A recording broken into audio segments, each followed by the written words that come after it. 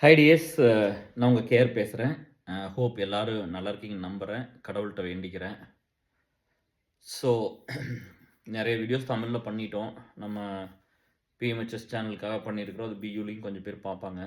ஏசலில் வந்து புரியாதவங்களுக்கு தான் கொஞ்சம் கஷ்டம், எங்களுக்கு தமிழ் புரியாதவங்களுக்கு. இது ஒரு முக்கியமான டாப்பிக்கு. இந்த டாபிக் வந்து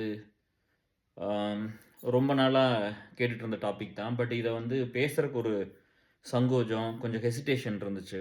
இதை வேறு யாராவது பேச சொல்லாமான்னு நானும் குறைஞ்ச ஒரு 10 பேர்த்திட்ட கேட்டிருப்பேன். நீங்கள் பேசுங்க, நீங்கள் பேசுனது ரொம்ப நல்லா வரும், நீங்கள் பேசுங்க அப்படின்னு சொன்னால் யாரும் எல்லாம் ஹெசிடேட் பண்ணுறாங்க. பப்ளிக்காக வெளியில் வரும்போது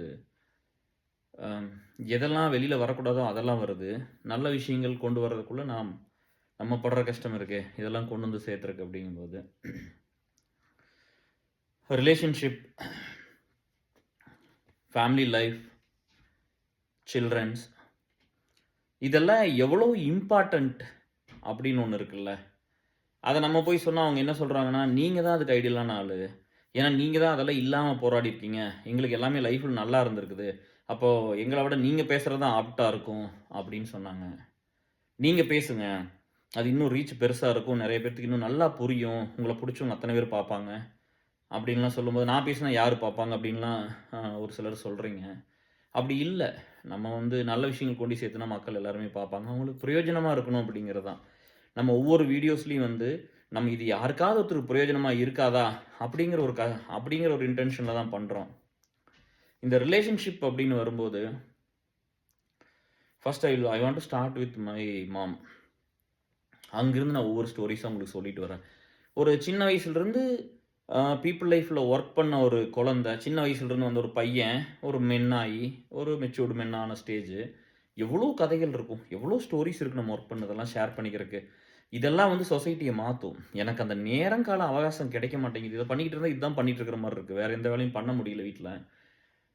பட் இருந்தாலும் இதை இன்றைக்கி கொண்டு வந்து பேச வேண்டிய சூழ்நிலையில் இந்த சொசைட்டி இருக்குதுன்னு எல்லோரும் சொல்கிறாங்க. அதுக்காக ஒரு சின்ன முயற்சி நம்ம சைடு. ஒரு 4 பேர்த்துக்கு மனசு கொஞ்சம் நிம்மதியாக தூங்கினா கூட போதுமானது, ஏதாவது அவங்களுக்கு ஒரு நம்பிக்கை பிறந்தால் போதுமானது.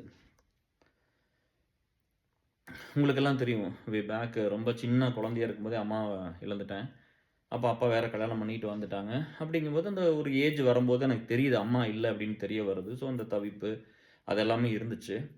அப்புறம் அம்மா தான் நம்மளை இங்கே நான் சித்தின்னு கூட மாட்டேன், அம்மான்னு தான் கூப்பிட்ருக்குது வரைக்கும். ஜஸ்ட் உங்களுக்கு புரிஞ்சிருக்காக சொல்கிறேன்.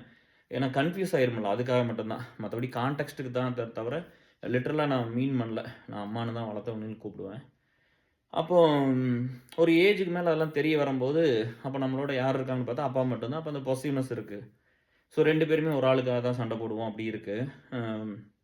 பட் அவரோட நேச்சர் வந்து எப்படின்னா, இப்போது கிட்டவெல்லாம் போக முடியாது அவ்வளோ சீக்கிரமெல்லாம். ஒரு குழந்தை போய் அவர் அப்படிலாம் இருக்க மாட்டாங்க. ஒரு குழந்தைய எடுக்கிறதோ, கொஞ்சறதோ, உட்கார வைக்கிறதோ மடியில், அதெல்லாம் நான் பார்த்ததே இல்லை. எங்கள் அப்பா அதை பண்ணி நான் பார்த்ததே இல்லை. அதை வந்து இவ்வளோ ஃப்ரெண்ட்லியாக போய் மூஞ்சி கழுவி விடுறது, தலை சீவி விடுறதெல்லாம் என் பையனுக்கு பண்ணது தான் நான் பார்த்தேன். அவர் யாருக்குமே நான் லைஃப்பில் பண்ணி பார்த்ததே இல்லை. எந்த குழந்தையும் எடுத்து பாசமாக தான் இருப்பாங்க. But every Mann is different to show there love இல்லையா, இன்னும் டிஃப்ரெண்ட் ஆஸ்பெக்ட். அப்படி தானே அந்த காலத்து மனுஷங்கள்லாம் அப்படி தான் இருப்பாங்க. இன்றைக்கி இருக்கிற மனுஷங்க மாதிரி இதெல்லாம் இந்த சுச்சுவேஷன் டிமாண்ட் பண்ணி நிறைய பேர் மாறிட்டாங்க. பட் அன்றைக்கி இருந்த நம்ம அப்பாக்கள்லாம் அப்படி தானே இருந்தாங்க. அப்போது ஒரு விஷயம் வந்து என்னென்னா, ஒரு ரிலேஷன்ஷிப்புங்கிறது வந்து எவ்வளவு முக்கியம் அப்படிங்கிறது, அதுக்கு எங்கள் ஃபேமிலி தான் ஒரு கரெக்டான எக்ஸாம்பிள் அப்படின்னு ஒரு ஃப்ரெண்டு சொன்னார். நீ பேசு மச்சி, நீ பேசுனீன்னா அது இதுதான் ஐடியலாக போய் ரீச் ஆகும், இதுதான் ரீச் ஆகணும் அப்படின்லாம் சொன்னாங்க. இந்த டாப்பிக்கை தொடர கொஞ்சம் பயம்தான். அதனால தான் இவ்வளோ நாள் நம்ம பேசாமல் இருந்தோம். இதில் அம்மாவை பற்றி தான் சொல்லணும். அம்மா போனதுக்கப்புறம் அந்த லைஃப்பில் ரொம்ப ஹார்டான லைஃப் தான். சாமியை இன்றைக்கி வரைக்கும் அவங்கள தான் நம்ம கும்பிடுறோம். முன்னோர்களை தானே கும்பிடுறோம் எல்லாருமே. அதனால நான் எங்கள் அம்மாவை கும்பிட்டு போகிறேன். மற்றவங்க யாராவது நாட்டுக்கு நல்லது செஞ்சவங்க, மக்களுக்காக போராடினவங்க, ஒரு வழி எடுத்துக்கிட்டவங்க, தோற்று போனவங்க. ஏன் இப்போ நம்மெல்லாம் இந்த ஸ்டேஜுக்கு பீப்புள் லைஃபுக்கு வந்ததுக்கப்புறம் தான் தெரியுது, இவ்வளோ கஷ்டமா, இந்த நல்ல விஷயம் பண்ணுறது கூட இவ்வளோ கஷ்டமா. அப்போ மற்றவங்களோட போராட்டமும் அவங்களோட உழைப்பு இன்னும் ஜாஸ்தியாக இருக்கும்போது அவங்க குடும்பம் அவங்களை என்ன பண்ணியிருக்கோம், இந்த சொசைட்டி என்ன பண்ணியிருக்குன்னு எனக்கு தெரிஞ்சுது. அதனால் அவங்களே சாமியை கும்பிட ஆரம்பிக்கிறேன். இப்படி தான் நம்ம லைஃப் போயிட்டுருக்குது. அப்புறம் எனக்கு ஒரு விவரம் தெரிஞ்சு, அப்புறம் சித்தி, அப்புறம் அவங்களுக்கு ஒரு பையன் தம்பி இருக்கிறான். பொறந்தாச்சு. அம் இதில வந்து என்ன விஷயம் ஒண்ணு தெரிஞ்சுக்கிட்டேன்னா, இப்ப மத்த அப்பாக்கள்லாம் இருந்த மாரிலாம் வந்து ஏதோ ஒரு ஒரு விவசாயம் குட்டியா ஒண்ணு நடந்துகிட்டு இருந்தது. ஒரு மிடில் கிளாஸ் ஃபேமிலி தான். ஒரு விவசாயம் நடந்துகிட்டு இருந்தது. அத நல்லா பண்ணல. ஆக்சுவலா நல்லா பண்ண முடியல. தண்ணி இல்ல. அது இதுன்னு ஏதோ ஒரு காரணம்.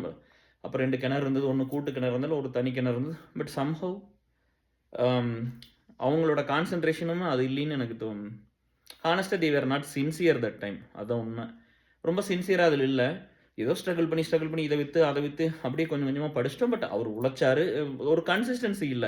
இப்ப உங்களுக்கு தெரியும் ஏர்செல் அலுமினியம்ல எவ்வளோ நெறைய பேர் கேட்டீங்கல்ல. ஏன் இவ்வளோ கன்சிஸ்டன்ட்டா இத வேலை செய்யணும்? இத விட்டுட்டு போய் உங்களத பார்க்கலாம்ல்ல. இத பார்க் பண்ணுங்க. இது இது வேண்டாங்கிறது என் ஒய்ஃபோட வெர்ஷன். பட் இத பார்க் பண்ணிட்டு உங்க வேலைய பாருங்கன்னு சொன்னவங்க நெறைய பேர் இருக்கீங்கல்ல. கன்சிஸ்டன்சி வுட்டா போயிடும். நீ உன்ன விட்டு போட்டு 6 மாசம் கழிச்சு தூசி தட்டியெல்லாம் பண்ண முடியாது. இதோட வாழ கத்துக்கணும். இதோட அக்செப்ட் பண்ணிக்கணும். நம்ம ஒரு வேலை செய்ற மாரி, ஆஃபீஸ் வேலை செய்ற மாரி இத எடுத்துக்கணும். அப்பதான் இதெல்லாம் பண்ண முடியும். It's not just easy. அங்க வந்து அங்க கன்சிஸ்டன்சி இல்ல அப்பாட்ட. ஒரு ஸ்டேஜ் வரைக்கும் எல்லாம் பண்ணாங்க. அதுக்கப்புறம் எல்லாமே வந்து பூரா நெகட்டிவா போயிடுச்சு. அம்மாவோட சித்திக்கு வந்த சொத்தையும் எல்லாம் வித்தாச்சு. இங்கிருந்து பூரா பத்திரத்த வச்சும் கடன் வாங்கியாச்சு. தோட்டத்த அடமானம் போட்டும் கடன் வாங்கியாச்சு. ஸோ எல்லா சொத்த வித்தாச்சு. வெளியில இருந்த தோட்டத்த பூரா வித்தாச்சு. அடமானம் போட்டாச்சு. அடமானம்னா பிளட்ஜ் பண்ணிடுறது. இந்த பணத்த குடுத்தா தான் நம்ம தோட்டத்த விடுவாங்க. ஸோ நம்ம அதுக்குள்ள போ முடியாது அது. அப்புறம் இருந்த டாக்குமெண்ட்டையும் வச்சு பணம் வாங்கியாச்சு. ஸோ நான் கரெக்ட்டா காலேஜ் வரும்போது இதெல்லாம் நடக்குது. So it was very very hard தான். எனக்கு தெரிஞ்சு ஒரு அட்லீஸ்ட் ஒரு 20 இயர்ஸ் எல்லாம் ஒரு வீட்டுக்கு எதுவும் குடுத்தல. 20 டூ 25 இயர்ஸ் எல்லாம் பெருசா எதுவும் பண்ணுனதில்ல. இப்படி தான் செலவு பண்ணாங்க. இப்படி தான் நம்மள எல்லாம் வளர்த்துனாங்க. எந்த காசும் சம்பாரிச்சு குடுக்கல. ஆனா அந்த டைம் அந்த சொசைட்டில பார்த்தீங்கன்னா, நம்மளோட இருந்த அப்பாவோட இருந்த ஏஜ்ல இருந்த மாரி எல்லாரும் அப்படித்தான் இருந்தாங்களான்னு கேட்டா, இல்ல. அந்த ஃபேமிலிக்கு நல்லா உழைச்சு, நெறைய விவசாயம் பண்ணி, நல்லா காடு தோட்டம்லாம் ஓட்டி, நல்லா பாடுபட்டு அந்த புள்ள பசங்களுக்கு நல்லா சம்பாரிச்சு வச்சு, சொத்த பங்கி குடுத்து, நகை போட்டு கல்யாணம் பண்ணி வச்ச புள்ளைகளுக்கு எல்லாமே பெஸ்ட்டா பண்ணவங்க தான். எனக்கு இப்ப இத சொல்றதுல வந்து எந்த ஒரு நான் உங்க முன்னாடியெல்லாம் அப்படிலாம் இருந்ததே இல்ல. என்னைக்குமே உண்மையா ஹானஸ்ட்டா தான் இருந்திருக்கேன். அந்த கிராமத்திலேயே வந்து ரொம்ப ஒரு ஏழ்மையான நிலைமையில இருந்த ஒரு கெட்டுப்போன குடும்பம் நம்மளுது. சரியா? இத சொல்றதுனால நான் என்ன ஆயிருவேன்? அதெல்லாம் ஒண்ணும் கிடையாது. ரொம்ப கெட்டு போயிட்டோம். அதாவது வந்து எக்கனாமிக்கலி ஒண்ணுமே இல்லாம போயிருச்சு. அம் சுத்தமா பணமே இருக்காது. எதுக்குமே பணமெல்லாம் இருக்காது. அம் இத போய் டச் பண்றது ரொம்ப ஹார்டா இருக்கும். அதனால வேணான்னு பார்த்தேன். பட் எக்ஸாம்பிள் சொல்லி சொன்னா தானே உங்களுக்கு புரியும். அப்போ அப்பா வந்து இந்த மாரிலாம் இருக்கிற ஸ்டேஜ்ல, அம்மா வந்து ஒரு டைம் கூட வித்து வித்து குடுக்கும், கையெழுத்து போட்டு குடுத்துரும். இன்னைக்கு எத்தன புள்ளைக அத பண்ணுவாங்கன்னு கூட எனக்கு தெரியல. அவருனால வீட்டுக்கெல்லாம் எந்த காசும் பெருசா வரல. ஏதோ விவசாயம் முதல்ல ஆள் போட்டிருப்பாங்க. அப்புறம் எங்களையும் வந்து வச்சு அப்படியே அந்த வேலை வாங்குனதெல்லாம் கிட்டத்தட்ட இந்த பாலா மூவிஸ் பரதேசியில வர்ற மாரி தான் நான்லாம் வேலை செஞ்சிருக்கேன். எனக்கெல்லாம் வந்து அதையெல்லாம் பார்க்கும்போது நெறைய விஷயம் கனெக்ட் பண்ணிக்க முடிஞ்சது. எதுக்கு ஸ்கூலுக்கு போயிட்டு வர பையன் அவ்ளோ வேலை செய்யணும் தோட்டத்துல? அப்படிங்கிற ஒரு கொஸ்டின் இருக்கும்ல. நம்ம படிக்கிறோம். என் பையனுக்கெல்லாம் எந்த வேலையும் இல்ல. படிக்கிறத தவிர அவனுக்கு எந்த வேலையுமே வீட்ல இல்ல. அதனால அவரெல்லாம் ஜாலியா இருக்காரு. அவங்க வேர்ல்டுலாம் வேறப்பா டோட்டலி. என் பையன் வந்து என்ன மாரி வந்தான்னா ரொம்ப சந்தோஷம். அவன அப்படி தான் சொல்லி வளர்த்துறேன். நீ கொஞ்சம் சமுதாய பொறுப்போட தான்ப்பா இருக்கணும்னு சொல்றேன். பட் பார்க்கலாம். ஸ்கூல் முடிஞ்சு வந்தோனே காலையில எந்திரிச்சோனே தோட்டத்துல வேலை செய்யணும். ஒரு 10, 15 உருப்படி எரும மாடு இருக்கும். அதுக்கெல்லாம் சாணி எடுக்கணும். கட்டித்தர மாத்தி கட்டணும். அத கட்டித்தரைய கூட்டி விடணும். தண்ணி கட்டணும். தவிடு கட்டணும். அதுக்கப்புறம் குளிச்சுட்டு போய் நம்மளே தண்ணி கொண்டாந்து அண்டாவுல ஊத்தி, நம்மளே விறகு வச்சு தீ போட்டு, கு காய வச்சு, குளிச்சு, கிளம்பி சைக்கிள்ல போய் பஸ் பாஸ்ல போகணும். இதெல்லாம் எப்படி இன்னைக்கு நெனச்சா ஆச்சரியமா இருக்குது. அன்னைக்கு அதான் வாழ்க்கை. இப்படித்தான் நம்ம போயிட்டு வந்துகிட்டு இருந்தோம். பட் இந்த எல்லா ஸ்டேஜ்லயும் அம்மா வந்து ஒரு டைம் கூட வந்து அப்பா வந்து கேட்கும்போது நான் வித்து குடுக்க மாட்டேன்லாம் சொன்னதில்ல. அம் கொடி போட்டிருப்பாங்க. அத ஒவ்வொரு தடவ வித்து வித்து ஏதாவது ஒண்ணு பண்றதுனால அந்த கொடியே போடல. இன்னுமே இல்லைன்னு நெனைக்கிறேன். இன்னும் இல்ல. இந்த தங்கத்தில கொடி போடுவோம்ல, அதெல்லாம் இல்ல. அதெல்லாம் போச்சு. அதெல்லாம் வித்து போட்டாங்க. ஒரு வைப்பாங்க, அடமானத்தில வைப்பாங்க, எடுத்துட்டு வருவாங்க அப்படிலாம். எங்க மிடில் கிளாஸ் ஃபேமிலில கொடி போடாத இருந்த ஒரே பொம்பள எங்க அம்மா மட்டும் தான். வேற யாருமே இல்ல. அதே மாரி ஒரு 6 டூ 7 இயர்ஸ் இருக்கும்னு நெனைக்கிறேன். ரேஷன் அரிசி தான் சாப்பிட்டோம் யாருக்கும் சொல்லாம. யாராவது வந்துட்டா தான் நல்ல அரிசி கொஞ்சம் வச்சிருப்போம். வாங்கிட்டு வந்து ஏதோ மேனேஜ் பண்றது. பணம்லாம் சுத்தமா இல்ல. அதாவது முடிஞ்சு போச்சுன்னு தான் எல்லாரும் பேசுவாங்க. ஒரு சிலர் அப்பன்னு கூப்பிடுவாங்க. ராமுன்னு கூப்பிடுவாங்க அப்பாவ. அப்பன் குடும்பம் முடிஞ்சதும்பாங்க. இல்ல ராமு குடும்பம். முடிஞ்சது இதே பேச்சு தான். அப்புறம் நம்மளும் வந்து இன்னும் பெருசா எடுத்தோன்னே பிஹெச்டி எடுக்கலாம்னா யூனிவர்சிட்டியில இன்ஜினியரிங் படிச்சோம் இல்லையா? நம்ம ஏதோ ஒரு கம்மியான காலேஜ்ல போய் ஒரு பிஎஸ்சி ஃபிசிக்ஸ் படிச்சுட்டு இருக்கிறோம். அப்ப யாருக்கு பெரிய நம்பிக்கையெல்லாம் இல்ல. நம்பிக்கை இல்ல. அத விட அந்த பணம் கொஞ்சம் வச்சிருக்கிறவங்கலாம் நம்மள பார்த்த பார்வை, நம்மள ட்ரீட் பண்ண விதம், அதெல்லாம் இருக்குல்ல. அதெல்லாம் வந்து அவ்வளோதான். அவங்களுக்கெல்லாம் அறிவு அவ்வளோதான். அவங்கலாம் வந்து இம்மெச்சூர்டு அவ்வளோதான். அப்படிலாம் வந்து ஒண்ணு நம்ம வந்து உடைஞ்சு போன நேரத்தில நம்மள பார்க்கறது, நம்மள ட்ரீட் பண்றது, அதெல்லாம் ரொம்ப கஷ்டமா இருக்கும். அதத்தான் நம்ம திரும்ப இப்ப பண்றதில்ல. பட் அம்மாட்ட ஒரு விஷயம் என்ன புடிச்சிருந்ததுன்னா, எனக்கு ஒரு சில முரண்பாடுகள்லாம் இருந்துச்சு. ஏன்னா நம்ம பொசசிவா இருப்போம்ல, அப்பா ஒருத்தர் தான் இருக்காருன்னா, அப்புறம் அவர்கிட்ட ஏதாவது ஒண்ணு நடக்கும்ல, ஒரு கொஞ்சம் வயசு வரும்போது எங்க அம்மா இல்லைன்னு தெரியும்போது, ஒரு ஒரு டீனேஜ் பையன், ஒரு பையனோட வாழ்க்கை அவ்வளோ ஹார்டா இருக்கும். சரிங்களா?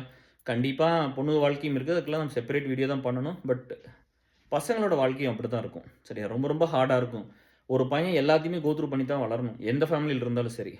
அப்போ ஒரு டீனேஜ்ல இருந்த பையன், அந்த போராடி போராடி வர்ற ஸ்டேஜ்ல, இப்போ அம்மாவும் இல்ல அப்படின்னு தெரியும்போது, அது ரொம்ப மனச உடைக்கும், வலியா இருக்கும். அப்படியெல்லாம் பார்த்துக்கிட்டு எனக்கு ஒரு சில நேரத்தில கோவம்லாம் வரும்போது, சண்டைலாம் வரும்போது பார்த்தா, எங்க அம்மா வந்து எப்படி எங்க அப்பாவ ட்ரீட் பண்ணுச்சுன்னு ஒண்ணு இருக்குல்ல, அது வந்து என்ன எல்லா விஷயத்தையும் மறக்க வச்சுருச்சு. அட்லீஸ்ட் அவரு ஹேப்பியா இருக்கட்டும், அவங்க சந்தோஷமா இருக்கட்டும்னு விட்டுட்டேன். நெறைய நேரம் சண்டை வரும். பட் சண்டை வந்து அத பெருசு பண்ண மாட்டேன். அம் அப்பாவோட வந்தாலும் சரி, அம்மாவோட வந்தாலும் சரி, அப்பலாம் பெருசு பண்ண மாட்டேன். இப்பலாம் ஒண்ணும் இல்ல. இப்ப நல்லா இருக்கிறோம். பட் அந்த ஸ்டேஜ்லலாம் சொல்றேன். அம் இன்னைக்கு நல்லா இருக்கிற காரணம் இந்த ஜெயிச்ச இருக்கிற ஒரு நிலைமை தான். இல்லைனாவெல்லாம் எப்படி இருந்திருக்கும்னா தெரியாது. இன்னும் கொடுமையா கூட போயிருந்திருக்கலாம். அப்போ வந்து அவங்க அவள நல்லா வச்சுக்கிட்டாங்க. ஒரு ஆள் வந்து ஒரு குடும்பத்துக்கே சம்பாரிச்சு குடுக்காம, அம் பெருசா வந்து எதுவுமே எஃபெக்டிவா பண்ணாம, பூரா கடன வாங்கி எல்லாத்தையும் அழிச்சு, பூரா முடிஞ்சு ஜீரோல இருந்தோம். ஒரு அந்த பத்திரத்தெல்லாம் நான் பேங்க்ல பணத்த கட்டி திருப்பலி நான் வேலைக்கு வந்ததுக்கப்புறம், பூரா ஜப்தி பண்ணியிருப்பாங்க கவர்மெண்ட். கார்டெல்லாம் போயிருக்கு எல்லாமே. அப்படி 2 சிச்சுவேஷன் வந்துச்சு. அதுக்கப்புறம் தான் கட்டுனேன். ஸோ இந்த மாரிலாம் இப்படியெல்லாம் இருக்குது. அம் இன்னைக்கு வந்து அதெல்லாம் கட்டுங்க, திருப்புங்கன்னு சொன்ன அந்த நல்ல மனுசங்கள்லாம் வந்து நான் அன்னைக்கு கஷ்டப்படும் போதெல்லாம் வந்து ஏன்னு கூட கேட்டதில்ல. இது ரொம்ப ஒரு ஒரு வித்தியாசமான ஒரு சொசைட்டி டிஎஸ். ஆனா அம்மா வந்து எல்லாத்தையும் குடுத்துருச்சு. ஒரு டைம் வந்து ஏதோ தோட்டத்தெல்லாம் விட்டுட்டு போய் ஏதோ 1,00,000 வாங்குறாரு, 80,000 வாங்குறாங்க இப்படியெல்லாம் கேட்கும்போது, நம்ம அங்க வந்து 100, 200 கஷ்டப்பட்டுட்டு இருப்போம் காலேஜ்ல. அப்ப நான் வந்தா, வாங்கி என்ன பண்ணீங்கன்னு கேட்கலான்ட்டு இருக்கும்ல. சரி ரூ. 1,00,000 வாங்குனீங்களா திருப்பூர்ல, அது என்னாச்சுன்னு கேட்போம்ல. அத எங்க அம்மா கேட்கக்கூடாது. இப்படி கேட்டா 2 பேரும் சண்டை போட்டுக்குவாங்கன்னு சொல்லி, பசங்க வளர்ந்துட்டாங்க சண்டை போட்டுக்குவாங்கன்னு சொல்லிட்டு, அப்பாவோட கேட்கக்கூடாது. நீ கேட்கக்கூடாதுன்னு சொல்லிரும். என்ன பண்ணிட்டு போறாங்க கேட்காதீன்னு. எனக்கு இப்பலாம் பயங்கர மரியாதை இருக்கு அவங்க மேலலாம்.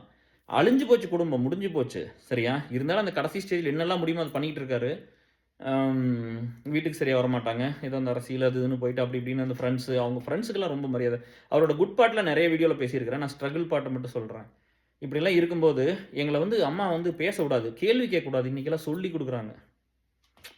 சரியா? இன்னைக்கு வந்து எப்படின்னா, மாமியார் வந்து பொண்ணுகிட்ட சொல்லிக் குடுக்குறாங்க. அம்மா வந்து மகன்கிட்ட சொல்லிக் குடுக்குறாங்க. மகக்கிட்ட சொல்லிக் குடுக்குறாங்க. இது எல்லா ஃபேமிலிலயும் சொல்றேன். இன்னைக்கெல்லாம் சொல்லிக் குடுத்து போய் கேளு, கேளு, கேளுன்னு இந்த குடும்பங்கிறது ஒரு ஒரு ஒரு நிம்மதி, ஒரு அன்பு, ஒரு அரவணைப்பு, ஒரு சந்தோஷம். காலையிலிருந்து பொழுதன்னைக்கு உழைச்சுட்டு வேலைக்கு எந்த தொழிலா வேணா இருக்கட்டும். தொழில்னே வச்சுக்கங்க. ஒரு பெரிய ஒரு ஒயிட் கலர் ஜாபா இருக்கணும்னு அவசியம் இல்ல. காலர் ஜாபா எதா வேணா இருந்துட்டு போது. ஆனா வீட்டுக்கு வந்தா வீடு நிம்மதியா இருக்கும்னு நம்மளுக்கு ஒரு எண்ணம் இருந்துச்சுல்ல, அதெல்லாம் போச்சு இன்னைக்கு. என்ன காரணம்னா, இந்த மாரி பொம்பளைங்க இல்லாததுனால தான். ஒரு பொம்பளைங்கிறவங்க வந்து she is everything for the family. நம்ம மென்னு மென்னுன்னு தான் பேசிக்கிறோம். பட் விமன் தான் ரொம்ப முக்கியம். ஒரு அரவணைச்சு போற ஒரு நேச்சர் இருக்கிற விமன்னால தான் எல்லாத்தையுமே பெருசா பண்ண முடியும். எல்லாம் முடிஞ்சு போச்சு. அவங்களுக்கு நம்பிக்கைலாம் கிடையாது. குடும்பம் காலி. எல்லாம் முடிஞ்சது. தம்பி படிக்கல. அவனுக்கு கல்யாணம் ஆகல. அவனும் பெருசாலாம் ஒரு வேலைக்கு திருப்பூர் எங்கேயோ போனான். கொஞ்ச நாள் இருந்து பார்த்தான். அப்புறம் வந்துட்டான். ஸோ அந்த இருக்கிற குட்டி அந்த அந்த கிராமத்தில இருந்துட்டு அந்த குட்டி தோட்டத்தில கொஞ்சம் இருக்கிற தோட்டத்துக்குள்ள ஏதோ பண்ணிக்கிட்டு இருக்கிறாங்க. பட் சாப்பாட்டுக்கு கூட இல்லாம தான் இருந்தாங்க. இதெல்லாம் பேசினா ரொம்ப மனசு பாரமாகுது. என்னால பிரீத்தே பண்ண முடியல. அ ஆல்ரெடி இந்த டிப்ரஷன் சீரிஸ் 13 வந்து இப்ப தான் முடிச்சேன். கொஞ்ச நாளைக்கு முன்னாடி தான் முடிச்சுட்டு வந்தேன். 2 ஹவர்ஸ் பேசியிருப்பேன் அதுல. அதுல நம்ம ஃபிரெண்ட்ஸ் கோ த்ரூ பண்ண அத்தனை இஷ்யூ அட்ரஸ் பண்ணியிருக்கேன். ஒவ்வொருத்தரும் கோ த்ரூ பண்ண அத்தனை அத்தனை ஒவ்வொருத்தரோட இஷ்யூ அட்ரஸ் பண்ணியிருக்கேன் அதுல. ஏன் ஒவ்வொருத்தரும் டிப்ரஷன் போனாங்கறது லிஸ்ட்டா எல்லா ப்ராப்ளத்தையும் நான் பேசிட்டே வந்திருப்பேன் தொடர்ந்து. அத பார்த்தீங்கன்னா புரிஞ்சிரும். ஒவ்வொரு ப்ராப்ளத்திலயும் உங்களுக்கு புரியும். ஒருத்தன் இதுல போய்ட்டான், ஒரு பொண்ணு இதுல போயிருச்சு, ஒரு பையன் இதுல போயிருச்சுன்னு லைனா சொல்லியிருப்பேன். அப்புறம் அம்மா வந்து அந்த மாரி இருந்து அந்த குட்னஸ் இருக்குல்ல, சரி நம்மளுக்கு கஷ்டம் தானாட்ருக்குது. இனிமேல் வாழ்க்கை எப்படி போகணும்னு தெரியல. இருக்கிற வரைக்கும் இப்படியே இருப்போம். அப்படின்னு சொல்லிட்டு நான் ஏமாத்தல யார்ட்ட. கடன வாங்கி வச்சிருந்தாங்க. வித்து வித்து குடுத்தாங்க. முடியாத அப்படியே வட்டி ஏறிட்டு இருந்துச்சு. அப்படிதான் இருந்தது. அம் இது பாயிண்ட் வந்து என்னன்னா, அப்பாட்ட போய் கேட்டு சண்ட போடுன்னு ஒண்ணு சொல்லிக் குடுக்கல. இன்னொன்னு வந்து என்னன்னா, அ இவங்க வந்து இவரே எல்லாத்தையும் தொலைச்சிடுறாருன்னு தெரியும், அழிச்சிடுறாருன்னு தெரியும். எப்படி அவங்க அவங்க சொத்தெல்லாம் வித்து வித்து குடுத்தாங்கன்னு எனக்கு அது சுத்தமாவே புரியல. இதெல்லாம் பண்ணணும்னா அவங்க எவ்வளோ லவ் பண்ணியிருக்கணும் டிஎஸ். அதெல்லாம் நான் மெச்சூர்ட் ஆனதுக்கப்புறம் தான் எனக்கு கொஞ்சம் கொஞ்சம் விவரம் வரும்போது புரிஞ்சுச்சு நான் சைலண்ட் ஆயிட்டேன். அதுக்கு முன்னாடிலாம் அம்மாவோடலாம் சண்டை போடுவேன். பிரச்சனை வரும். நம்ம நேச்சர் உங்களுக்கு தெரியும்ல. அவங்க கொஞ்சம் சாஃப்ட் ஸ்போக்கன் தான். எப்படின்னா, அவங்க கொஞ்சம் ஃபில்டர் பண்ணி தான் பேசுவாங்க. அ அவங்க கொஞ்சம் மனசுல வைக்கிறது எல்லாத்தையும் பேச மாட்டாங்க. இப்ப என்ன மாரிலாம் கிடையாது. நான் அப்பா நேச்சரு. அம்மா கொஞ்சம் வேற நேச்சர் தான். அம்மா அந்த மாரி எல்லாத்தையும் ஓப்பன் டாக்லாம் பண்ணாது. ஹார்ட்ல இருந்தெல்லாம் பேச மாட்டாங்க. ஒரு சிலர் ஃபில்டர் பண்ணி எத பேசணுமோ அதத்தான் பேசுவாங்க. ஆனா நம்ம அப்படி கிடையாதுல்ல. அப்பா மாரி தான் நானும் அப்படியே. இதெல்லாம் நீங்க சொன்னது தான். இப்ப வஞ்சி இவங்கலாம் ஃபேமிலி ஃபிரெண்ட்ஸ் வாசு எல்லாம் போறாங்கல்ல. இவங்கலாம் பார்த்துட்டு அப்பாவோட பேசும்போது அப்படியே இருக்கிறாரு, அப்படியே இருக்கிறாரு. என்னைய தெரியுமில்ல இவங்களுக்கு. அப்புறம் அவங்களோட நெறைய டைம் ஸ்பெண்ட் பண்ணுவாங்க. இன்னைக்கு கூட போறாங்க பொங்கலுக்கெல்லாம். ஸோ இந்த மாரி தான் வந்து இருந்துச்சு. But still she is very good mom. ஏன்னா நம்மளுக்கு வந்து சோறு போட்டிருக்குது. 18 வயசுல வீட்ட விட்டு வெளிய வந்துட்டேன். பட் அதுவரைக்கும் சோறு போட்டிருக்காங்க, குளிச்சு விட்டுருக்காங்க, நம்மள பார்த்துருக்குறாங்க. அதெல்லாம் நன்றியோட இருக்கணும். அது யாரா இருந்தாலும் நாய்க்கு சோறு போட்டா கூட நன்றியா இருந்திருக்குது மனுஷன். நன்றியோட இருக்க மாட்டானா? அதுக்கு தான் அவங்களுக்கு எல்லாமே திரும்ப பண்ணி குடுத்தேன். எல்லா விஷயமும் பண்ணி குடுத்துட்டேன் லைஃப்ல. அவங்களுக்கு என்னென்னலாம் வேணுமோ, எதையெல்லாம் தோட்டத்துலருந்து அவங்களுக்கு என்னென்ன வேணுமோ, இன்னைக்கு இருக்கிற லைஃப்க்கு நான் 18 வயசுலருந்து எங்க ஃபேமிலி விட்டு வந்ததுனால கொஞ்சம் குளிருது டிஎஸ். இங்க ரொம்ப இன்னும் இன்னைக்கு ஸ்னோ வந்தது. எப்பதான் நிக்கும்? தெரியலையே! போன போன சண்டே இல்ல. அதுக்கு முன்னாடி இருக்கிற சண்டேல ஸ்னோ வந்து எத்தன நாள் ஆச்சுன்னு பாருங்க. அப்படியே கன்டின்யூ ஆயிட்டு இருக்கு. இன்னைக்கு ஸ்னோ வந்திருக்குது கொஞ்சம். அந்த இருந்தது மழையே வந்து மறுபடியும் நெறைய ஆயிடுச்சு. அப்போ அந்த விஷயம் வந்து ஒரு ஒரு அவங்களுக்கு வந்து நாங்க பெருசா வரும்லாம் தெரியாது. ஆனா கூட சண்டை வேண்டாம் இவங்களோட போய் அப்டின்னா, அது அந்த அம்மா வந்து வித்து வித்து சொத்த வித்து குடுத்ததுக்கு காரணம் ஒண்ணு வந்து எங்க அப்பா மேல வச்சிருந்த லவ் தான் ஒண்ணு. இன்னொன்னு ஆம் அது மட்டும் தான் காரணம் டிஎஸ். மத்தெல்லாம் செகண்டரி. ஏன்னா நான் படிச்சும் பெருசா வந்து இதெல்லாம் திருப்ப முடியும்னு அவங்களுக்கு தெரியாதுல்ல. தம்பி இப்படி இருக்கிறான். ஒண்ணும் தெரியாது. அந்த லவ் மட்டும் தான் காரணம். நான் அது வந்து எனக்கு புரிஞ்சுக்க முடிஞ்சது. 2வது என்னன்னா, எங்க அம்மா விட்டுட்டு சாகும்போது நான் வந்து கைக்குழந்தை இல்லையா? அப்ப வந்து மறுபடியும் கொஞ்ச நாள் இருந்து கண்டிப்பா லவ் பண்ணி தான் கல்யாணம் பண்ணியிருக்காங்க. பண்ணியிருப்பாங்க. இன்னும் யாரும் சொல்லல. பட் அப்படிதானே இருந்திருக்கும். ஏன்னா, அம்மாவுக்கு வந்து கொஞ்சம் சொத்து கொஞ்சம் தோட்டமெல்லாம் ஓரளவுக்கு கொஞ்சம் அம்மா பேர்லயும் இருந்துச்சு. பட் அதனால அவங்களுக்கு வந்து அ மாப்பிள்ளைலாம் வேற வேற இடத்துலயோ இருந்தாங்க. சித்திக்கு சொல்றேன். அப்பாவ கல்யாணம் பண்ணிக்கணும்னு அவசியம் இல்ல. அன்னைக்கெல்லாம் யாரும் குழந்தையோட அப்படி டக்குன்னு கொஞ்சம் சொத்து வச்சிருக்கிறவங்க கல்யாணம் பண்ண மாட்டாங்க. இல்லையா? அம்மாவுக்கு வேற ஆஃபர்லாம் இருந்துச்சு. அம்மாவ கட்டிக்கிறேன்னு கேட்டவங்கலாம் என்கிட்ட பேசியிருக்கிறாங்க. எங்க அம்மாவே என்கிட்ட சொல்லியிருக்குது. இந்த மாமன் வந்தா ரொம்ப மரியாதையா she is very dignified lady தான். அதுலலாம் எந்த ஒரு இதுவும் இல்ல. இல்லைன்னா நான் தறுதலையா போயிருப்பேன்ல. அம் அது ஒவ்வொன்னா வர்றேன். அவங்க வந்து அம் என்கிட்ட தான் டெர்ம்ஸ் கரெக்ட்டா இல்லாம போச்சு முதல்லலாம். பட் எனக்கு புரிஞ்சுக்கிட்டதுக்கப்புறம் நான் அப்படியே விட்டு குடுத்து எல்லாமே வந்துட்டேன். அம் என்கிட்ட சொல்லியிருக்காங்க. இந்த மாம் வந்து கட்டிக்கிறேன்னு சொன்னாங்கலாம் என்கிட்ட சொல்லும். அந்த கான்வர்சேஷன்லலாம் என்கிட்ட சொல்லுவாங்க அதெல்லாம். இவரு கட்டிக்கிறேன்னு சொன்னாரு. அந்த 2, 3 பேர்ட்ட சொல்லியிருக்காங்க அப்படியெல்லாம். பட் நான் உங்க அப்பா தான் நின்னு கட்டிக்கிட்டேன்லாம் சொல்லும்போது, எனக்கு அந்த நேரத்தில வந்து நான் அப்புறம் எதுவும் சொல்ல மாட்டேன். நான் எவ்வளோ கஷ்டம் இவங்க மேல ஹர்ட் ஆயிருந்தா கூட நான் ஒண்ணும் ரிஃப்ளெக்ட் பண்ண மாட்டேன் விட்டுருவேன். என்னன்னா, நம்மளுக்கு தான் அம்மா இல்லாம போயிருச்சு. இந்த லவ் எல்லாம் கிடைக்காம போயிருச்சு. அவராவது நிம்மதியா இருக்கட்டுமேன்னு விட்டுருவேன். அப்ப 2வது இன்னொன்னு எனக்கு என்ன தோணுச்சுன்னா, இப்போ வந்து ஒரு குழந்தைய பெத்து போட்டு ஒரு ஒய்ஃப் செத்து போயிட்டாங்கன்னா, சூசைட் பண்ணி செத்து போயிட்டாங்கன்னா, அந்த ஆம்பளை இந்த சொசைட்டி எப்படி பார்க்கும்? எவ்வளவு மோசமா பார்க்கும்? எப்படி டேக் பண்ணும்? இல்லையா? இவன் பொழைக்க தெரியாதவன், பொண்டாட்டி வச்சு குடும்பம் நடத்த தெரியாதவன், இத பண்ண தெரியாதவன், அத பண்ண தெரியாதவன்லாம் அப்படி நெறைய பேசியிருப்பாங்கல்ல. இதையெல்லாம் தாண்டி தான் எங்க சித்தி வந்து எங்க அப்பாவ லவ் பண்ணி கல்யாணம் பண்ணிக்கிட்டாங்க. கரெக்ட்டா? இவருக்கு நான் கட்டிக்கிறேன் மாமன் அப்படின்னு கட்டிக்கிச்சு.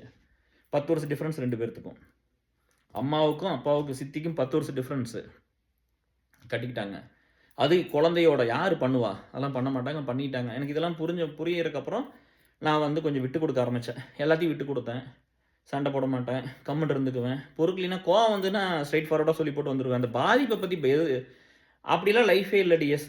இன்னைக்கெல்லாம் இருக்கிற பசங்கலாம் ஒரு பூனை வந்து எதுக்கு வந்து பூனை எதுக்குறதுக்கு கூட நெறைய பேத்துக்குள்ள தைரியம் இல்ல. எல்லார்த்தையும் ப்ளீஸ் பண்ணிறணும். எல்லார்கிட்ட போய் யார்கிட்டயுமே ஹிட் எடுத்துக்கூடாது. அப்படியே ஒரு வாழ்க்கை வாழ்ந்துறணும். ஒண்ணுமே பண்ணாம அப்படியே போய் நல்ல விளையாட்டு அப்படியே குறு குறு குறுன்னு இருந்துட்டு ஒண்ணுமே பண்ணாம கிரேட். எனக்கு புரிஞ்சிருச்சுங்க கேர், அக்ரீங் கேர் அப்படின்னு நைஸா நடிச்சுட்டு ஓடி போயிரணும். அப்படிலாம் ஒரு நாள் நான் இருந்ததில்ல. எங்கள் அம்மாட்டலாம் சண்டை போட்டால் என் லைஃப் கேரியரையும் முடிச்சிருவாங்க அப்படின்லாம் நிறைய பேர் சொல்லியிருக்காங்க. அப்பவும் வந்து சண்டை வந்தால் அது ஹானஸ்ட்டாக நேருக்கு நேர் தான் நடக்கும். அப்படிலாம் எப்பவும் பயந்ததில்லை. என்றைக்குமே வந்து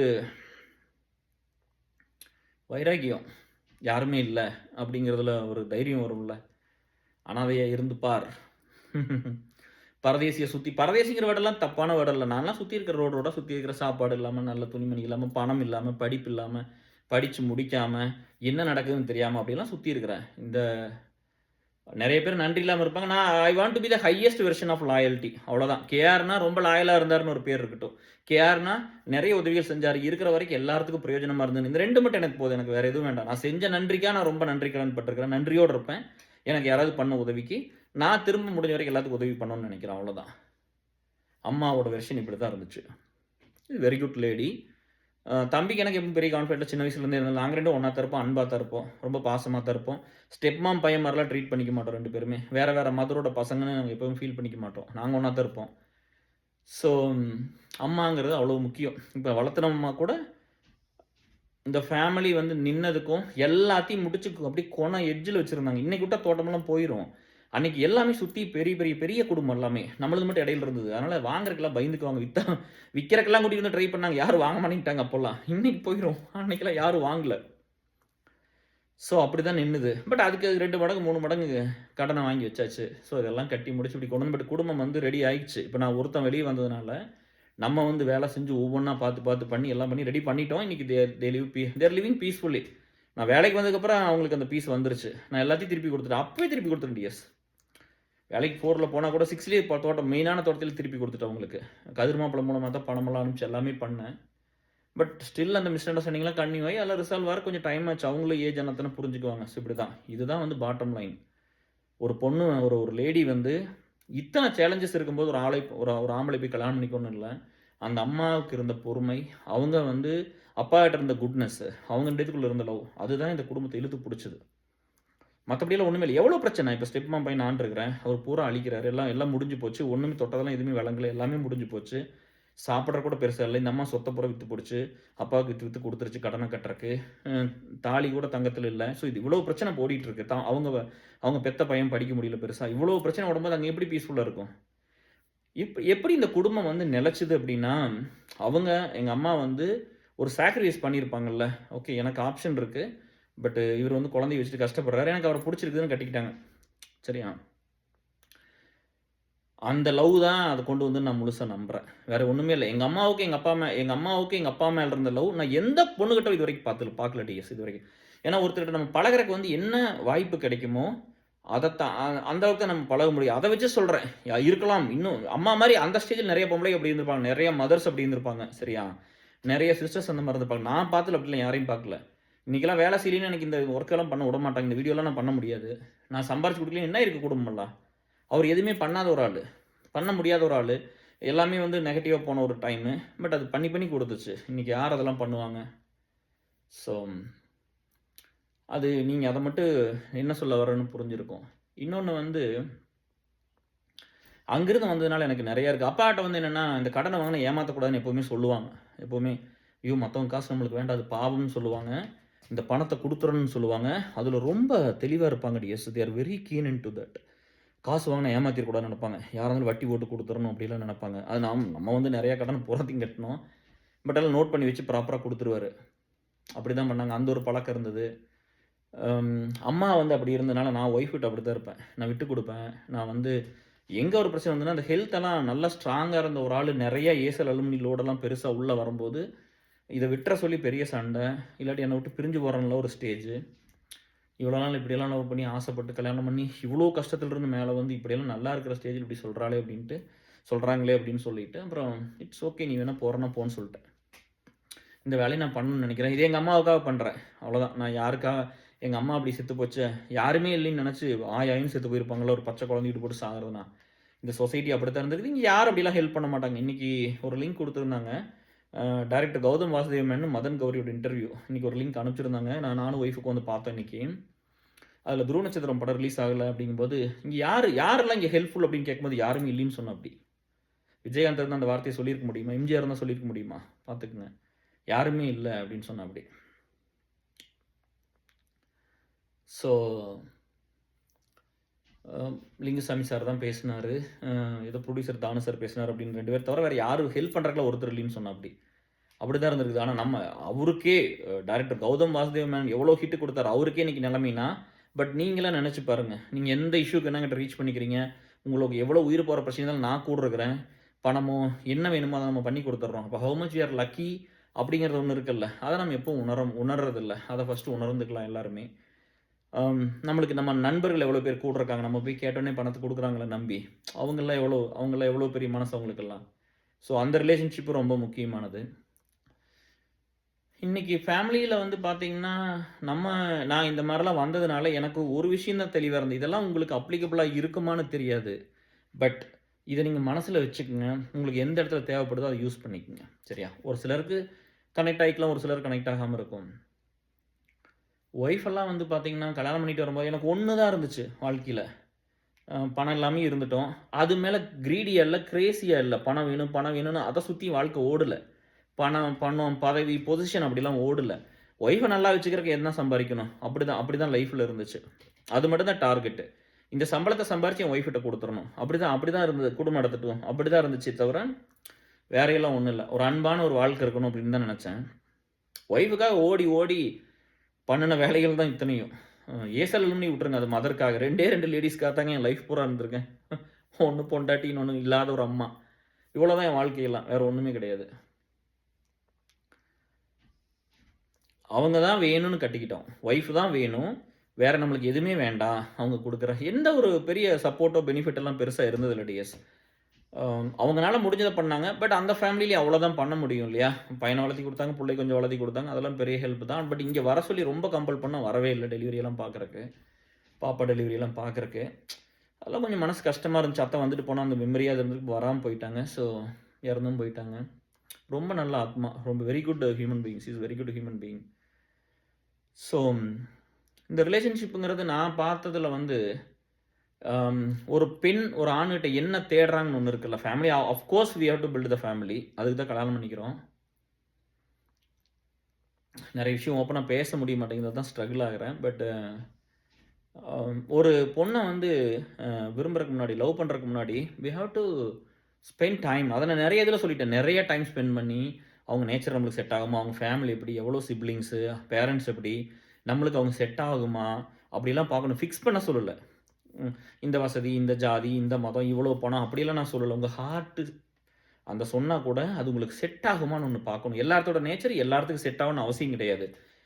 கல்யாணம் பண்ணிட்டு கஷ்டப்பட்டு பிரிஞ்சு, டிவோர்ஸ் எல்லாம் கோ த்ரூ பண்ணி, பிரேக்கப் கோ த்ரூ பண்ணி, இந்த ப்ராசஸ் எல்லாம் கோ த்ரூ பண்றதுக்கு, இன்னும் கொஞ்சம் டைம் அதிகமா ஸ்பெண்ட் பண்ணி நம்ம ஒரு நல்ல லைஃப் பார்ட்னர சூஸ் பண்ணலாம். அதுக்கு டைம் ஸ்பெண்ட் பண்ணுங்க. சரிங்களா? அப்போ இன்னைக்கு எக்ஸ்போஷர் எல்லாத்துக்குமே வந்துருச்சு. இந்த மீடியா டைம்ல, சோசியல் மீடியா டைம்ல இது பூரா டாக்ஸிக்கா தான் இருக்குது. இது எல்லாருமே வந்து ஒரு நெகட்டிவா பேசுறது, எத வெளிய கொண்டு வந்து சேர்த்துறோம்னு ஒண்ணு இருக்குல்ல. இல்லையா?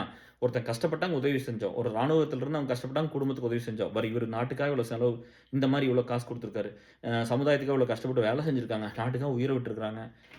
இந்த பொண்ணுக்கு ஒரு ஆப்பரேஷன் பணம் கிடைச்சது. இந்த பையன் படிக்க முடியல பணம் கிடைச்சிருச்சு. சொசைட்டி வந்து இன்னைக்கு இப்படி வரைக்கும் இங்க ஒருத்தர் மழை பெஞ்சது இங்க போய் ஹெல்ப் பண்ணாங்க. ஹாஸ்பிட்டலுக்கு பணம் இல்ல இந்த டாக்டர் ஃப்ரீயா ஆப்பரேஷன் பண்ணியிருக்காரு. இங்க வந்து ஒரு பிரச்சனையாச்சு. இந்த போலீஸ் ஆஃபீசர் போய் ஹெல்ப் பண்ணிட்டாரு. இந்த டீச்சர் இந்த பையன சும்மா படிக்க வச்சாங்க. இன்ன பக்கத்து வீட்ல ஒரு பையனுக்கு வந்து அம்மா, அப்பா இல்ல. இந்த அம்மா வந்து சாப்பாடு போட்டுட்டு இருக்காங்க. இந்த அம்மா வந்து பணம் குடுக்குறாங்க. இப்படி எல்லாம் ஒரு நல்ல விஷயங்கள் வந்தா சமுதாயம் வந்து ரொம்ப ஹெல்த்தியா இருக்கும். அது வர்றதே இல்ல. நம்ம எத பார்க்குறோம்? ஃபர்ஸ்ட் ஆஃப் ஆல் நம்மளுக்கெல்லாம் சொல்லிக் குடுத்துட்டாங்க. நம்ம வந்து ஒரு இனக்கவர்ச்சிய வச்சு ஒரு அட்ராக்ஷன கிரியேட் பண்ணா அது ஹெல்த்தி அப்படின்னு சொல்லிக் குடுத்துட்டாங்க. நான் நல்லா இருக்கிறேன்னு ஒரு ஃபோட்டோ போடணும். ஒரு வீடியோ போடணும். அத வந்து ஒரு 100 பேர் பார்க்கணும். லைக் பண்ணணும். அத பத்தி கமெண்ட் பண்ணணும். அப்பதானே ஆஃப்லைன்ல அவன் பிங் பண்ணுவான். ஒரு பொண்ணு அத பண்ணா அது என்ன நடக்கும்னு நம்மளுக்கு தெரியுமில்ல. இல்லையா? இந்த போட்டுருக்கிற பொண்ணுங்கலாம் சொன்னாங்க. ஒவ்வொருத்தரும் ஸ்டாப் பண்ணிட்டாங்க. நம்மளோட இருக்கிறவங்கலாம் யாரும் ரொம்ப க்ளோஸா இருக்கிறவங்கள யாரும் அதெல்லாம் பண்ண மாட்டாங்க. பெருசா அப்படிலாம் எந்த விஷயம் பண்றதில்ல. பட் ஒரு சிலர் அத பண்ணிட்டு இருந்திருப்பாங்க. அவங்கலாம் வந்து சொன்னத வச்சு நான் சொல்றேன். அப்போ நம்ம எத நோக்கி போறோம் அப்படின்னு ஒண்ணு இருக்குது. ரிலேஷன்ஷிப்ப நீங்க வேல்யூ பண்ணாட்டி உங்களுக்கு அது கிடைக்கவே கிடைக்காது. இன்னைக்கு இருக்கிறது என்ன நீ கேர் பண்ணிக்கிற? நம்ம என்னத்த கேர் பண்ணிக்கிறோம்? நம்மளுக்கு ஒரு நல்ல வாழ்க்கை வேணும். ஒரு அந்யோன்யமான வாழ்க்கை வேணும். நான் முதல்லயே சொல்லிட்டேன். பணம் கண்டிப்பா வேணும். இங்க வந்து பணம் தான் எல்லாம்னு சொல்லிட்டு, பணத்த சம்பாரிக்கிறத ஹார்டாக்குறாங்க எல்லாரும். பணம் தான் எல்லாம். கரெக்ட்டா? நான் இல்லைன்னு சொல்லல. பணம் வேணும் தான். பட் பணத்த மட்டும் வச்சு நம்ம என்னத்த பண்ணிருவோம்? ஒரு புள்ளைய பெத்துக்க முடியுமா? நம்ம உடைஞ்சு போறப்ப அது வந்து ஹெல்ப் பண்ணிருமா? இல்ல எடுத்துட்டு போயிருவோமா சாகுறப்ப? வாழ்றதுக்கு பணம் வேணும். அது ரொம்ப முக்கியம். அத கஷ்டப்பட்டு சம்பாரிங்க சேர்த்தி அது எதுக்கு வேணும்னா, ஒரு வாழ்க்கை வாழ்றதுக்கு வேணும். ஒரு வாழ்க்கை துணையோட வாழ்றதுக்கு வேணும். ஒரு ஃபேமிலி ஸ்ட்ரக்சர்க்காக வேணும். ஒரு குழந்தைகள வளர்த்துறக்காக வேணும். ஒண்ணுமே இல்லைன்னு நெனச்சு வந்த பையனுக்கு, ஒரு ஃபேமிலி வந்து எவ்வளோ இம்பார்ட்டன்ட்டா இருந்திருக்கும். ஒரு பொண்டாட்டிங்கிறது எப்படி இருந்திருக்கும். குழந்தைங்கிறது எப்படி இருந்திருக்கும். நான் எல்லாத்தோட இன்னும் ஒரு மடங்கு அதிகமா தான் அவங்கள எல்லாம் நேசிச்சிருக்கிறேன். அவங்க எல்லாம் நம்ம க்ளோஸா இருந்த நண்பர்கள் எல்லாத்துக்கும் தெரியும். ஒரு பையன்னா அவனுக்கு என் பையனுக்கெல்லாம் இன்னும் அவங்க அப்பாவ நான் என்னென்ன பண்ணேன்னு பெருசா தெரியாது. அவனுக்கு அந்த மெச்சூரிட்டி வரும்போதும், காலேஜ் போம்போதும் அவனுக்கு நான் இருக்கும்போது தெரிஞ்சா பரவால்ல, தெரியலைனாலும் பரவால்ல. நம்ம தெரியும்னு நெனச்சு பண்ணல. பட் அவங்களுக்கெல்லாம் புரியும். Oh my God! எங்க அப்பா இதெல்லாம் பண்ணியிருக்காரா? அப்படின்னு. எனக்காக இவ்வளோ பண்ணியிருக்காங்களா? அப்படின்னு. இந்த மாரி தான் எல்லாரும் பண்ணுவோம் இல்லையா? எல்லா அப்பாவும் அப்படித்தானே. ரிலேஷன்ஷிப்க்கு வேல்யூ பண்ணுங்க. வேல்யூ பண்ணலைன்னா அது கிடைக்காது. நம்ம வந்து எத தேடி போறோம்னு ஒண்ணு இருக்கு இல்லையா? நான் வந்து உங்களோட நம்பிக்கைக்கெல்லாம் எதிரா எதுவுமே பேசல. உங்களுக்கு எது வேணும்னு பாருங்க. அத நோக்கி நீங்க போங்க. ஒரு வேள வந்து எல்லாமே ஒரு காம்போவா கிடைக்குமான்னா கிடைக்காது டியர்ஸ். எனக்கு என் மேல பைத்தியமா உயிர வச்சிருக்கிற ஒரு பொண்ணு வேணும். எனக்கு அதுதான் உலகமா இருக்கணும்னு தான் நான் கல்யாணம் பண்ணிக்கிட்டேன். நான் அப்படித்தான் இருந்திருக்கேன். இன்னும் அப்படித்தான் இருக்கிறேன். இன்னும் கூட இப்ப இருக்கிற லைஃப்லாம் என் ஒய்ஃப்க்காக தான். வேற எல்லாம் வந்து வேற இதுல ஒண்ணும் செகண்ட் தாட் எல்லாம் ஒண்ணும் இல்ல. அப்படிலாம் வந்து திரும்ப சமுதாயம்லாம் இருக்குது. நான் உயிரோட இருக்க வரைக்கும் அந்த வேலைய செய்வேன். புரியுதா?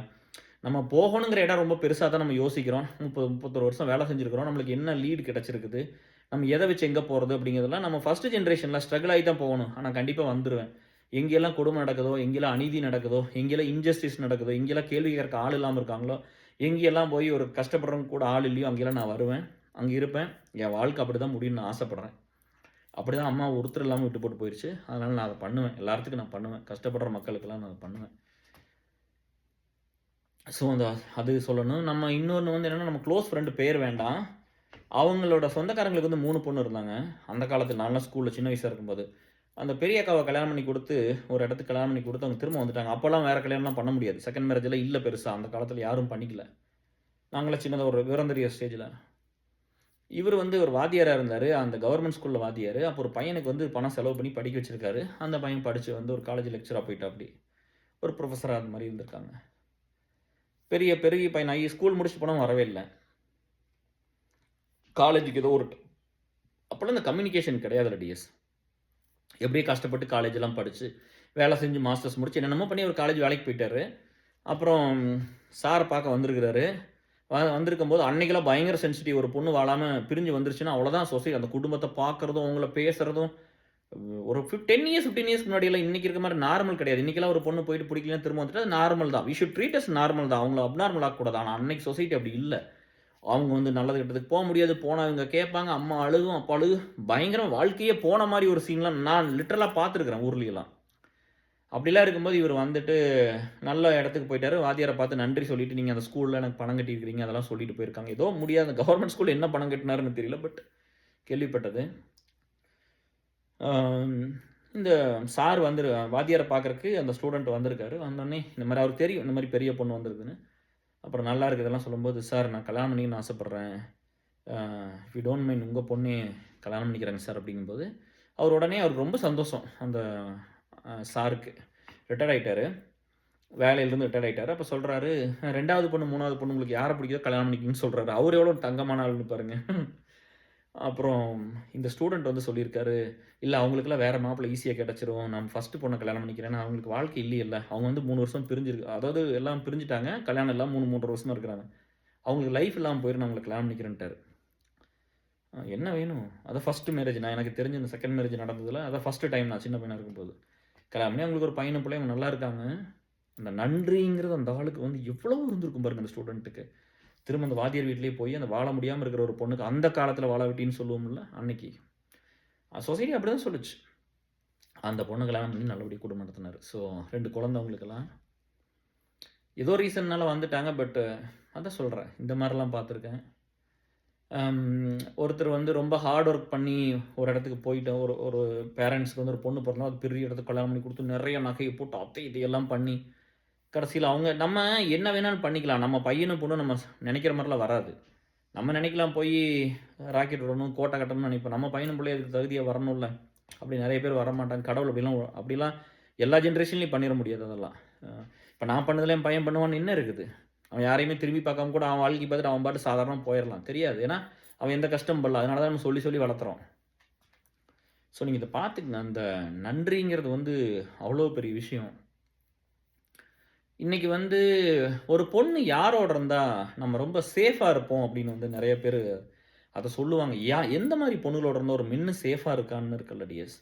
அது வந்து இதெல்லாம் பேசுறதுக்கு யாருமே ரெடியா இல்ல.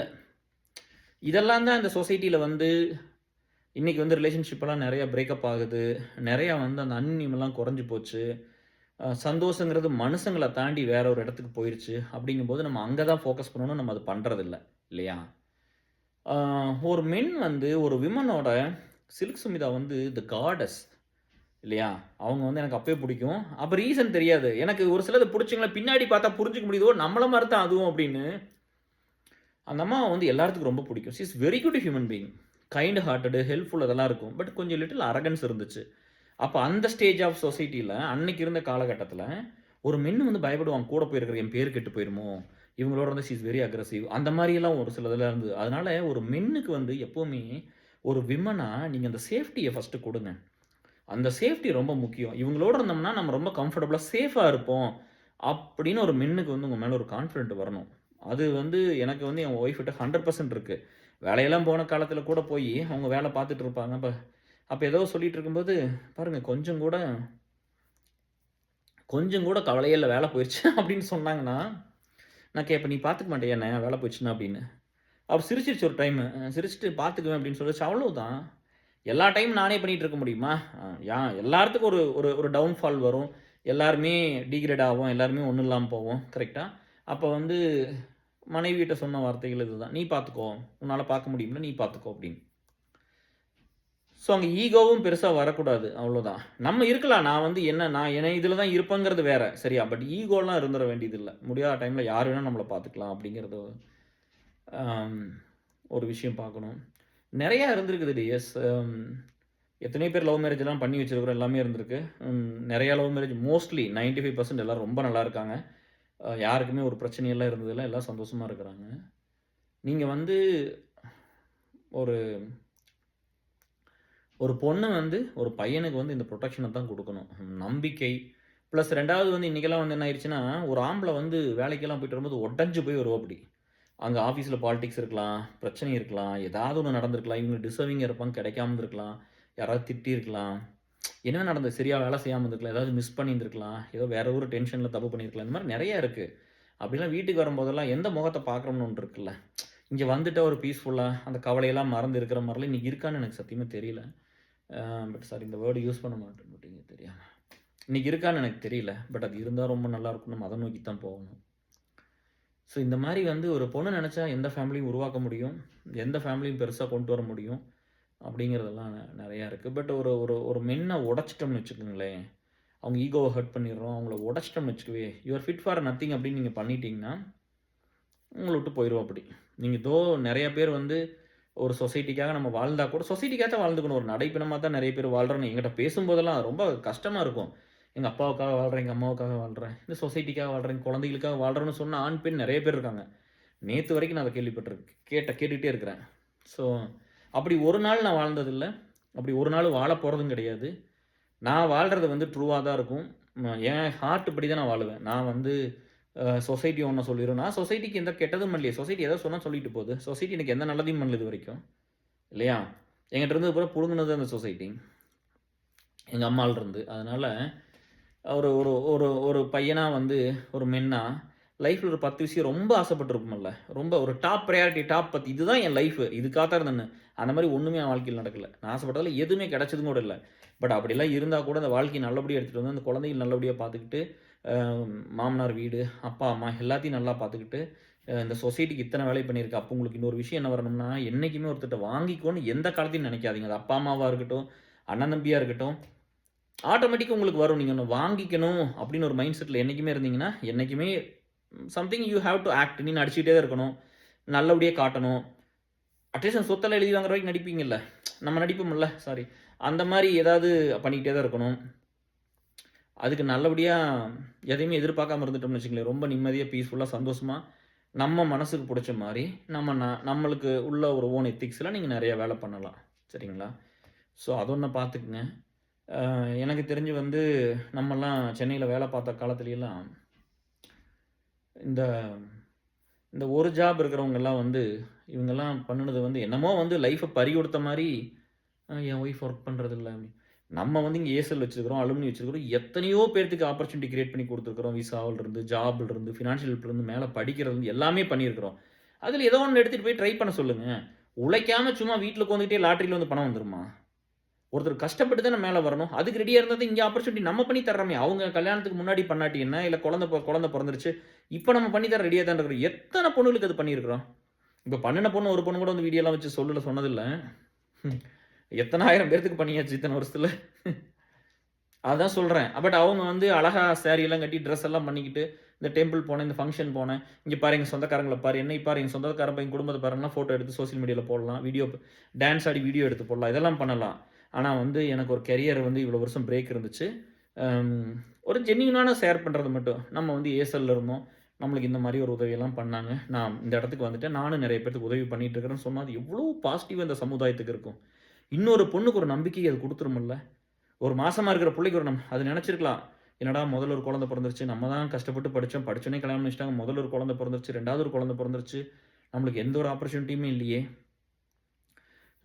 குழந்தை மாசமா இருக்கிற புள்ளைக்கு, அ இங்க போனா நம்மளுக்கு கிடைச்சிரும்னு ஒரு புள்ள சொல்லும்போது, ஒரு நம்பிக்கை பொறக்கும் பார்த்தீங்களா? அது அவங்கள பீஸ்ஃபுல்லா தூங்க வைக்கும். நல்லா சாப்பிட வைக்கும். சந்தோஷமா வாழ வைக்கும். இந்த நம்பிக்கைய நெறைய பேர் குடுக்கணும். அதுக்கு நீங்க முன்னாடி இருந்தவங்கலாம் அத பண்றதில்ல. அத பார்த்து கொஞ்சம் பண்ணுங்கலாம். மக்களுக்கு ஒரு நம்பிக்கை குடுங்க. அங்க போன காலத்தில ரூ. 40,00,000க்கு வீட்ட வாங்குவாங்க அப்பல்லாம். நான் சென்னையில ஒண்ணும் இன்வெஸ்ட் பண்ணல. ரொம்ப அடம் புடிச்சு கேட்டனால ரூம்பேட்ல ஒரு வீடு வாங்குனேன். ஒய்ஃப் தான் அதெல்லாம். ஒய்ஃப், மாமியார் தான் அங்கலாம் வேணும்னு சொன்னது. நான்லாம் தாராவரம் தாண்டி எங்கேயும் போகல. பட் இவங்களுக்கு வந்து அந்த எண்ணம் தான் இருந்துச்சு. என்னன்னா, இந்த மக்களுக்கு வந்து ரூ. 40,00,000க்கு வீடு வாங்கிக்கிறது, அத பெருமையா பேசிக்கிறது. உடனே வந்து ட்ரிப்புனா ஏற்காடு போவாங்க. எதுக்கு அதெல்லாம் சந்தோஷங்கிறது கிடையாது. இங்க பாரு நான் ரொம்ப சந்தோஷமா இருக்கிறேன். 4 செவுத்துக்கு என் சந்தோஷங்கிறது இங்க இருக்குது. நிம்மதியா இருப்பேன். ஹேப்பியா இருப்பேன். அவ்வளோதான். சரியா? அத விட்டுட்டு வந்து ஒரு இடத்துக்கு போனா தான் சந்தோஷம்னு நம்மளுக்கு மைண்ட செட் பண்ணிறக்கூடாது டியர்ஸ். அது ரொம்ப ரொம்ப தப்பு. அப்படி பண்ணிட்டோம்னா, அப்புறம் அடுத்தவங்களோட கம்பேர் பண்ணி நேத்து அந்த பிரச்சனைய அப்படிதான் சொன்னாங்க. என்ன இங்க கூட்டு போல, அங்க கூட்டு போலன்னு ஒரு பிரச்சனை ஸ்டார்ட் பண்ணாங்க.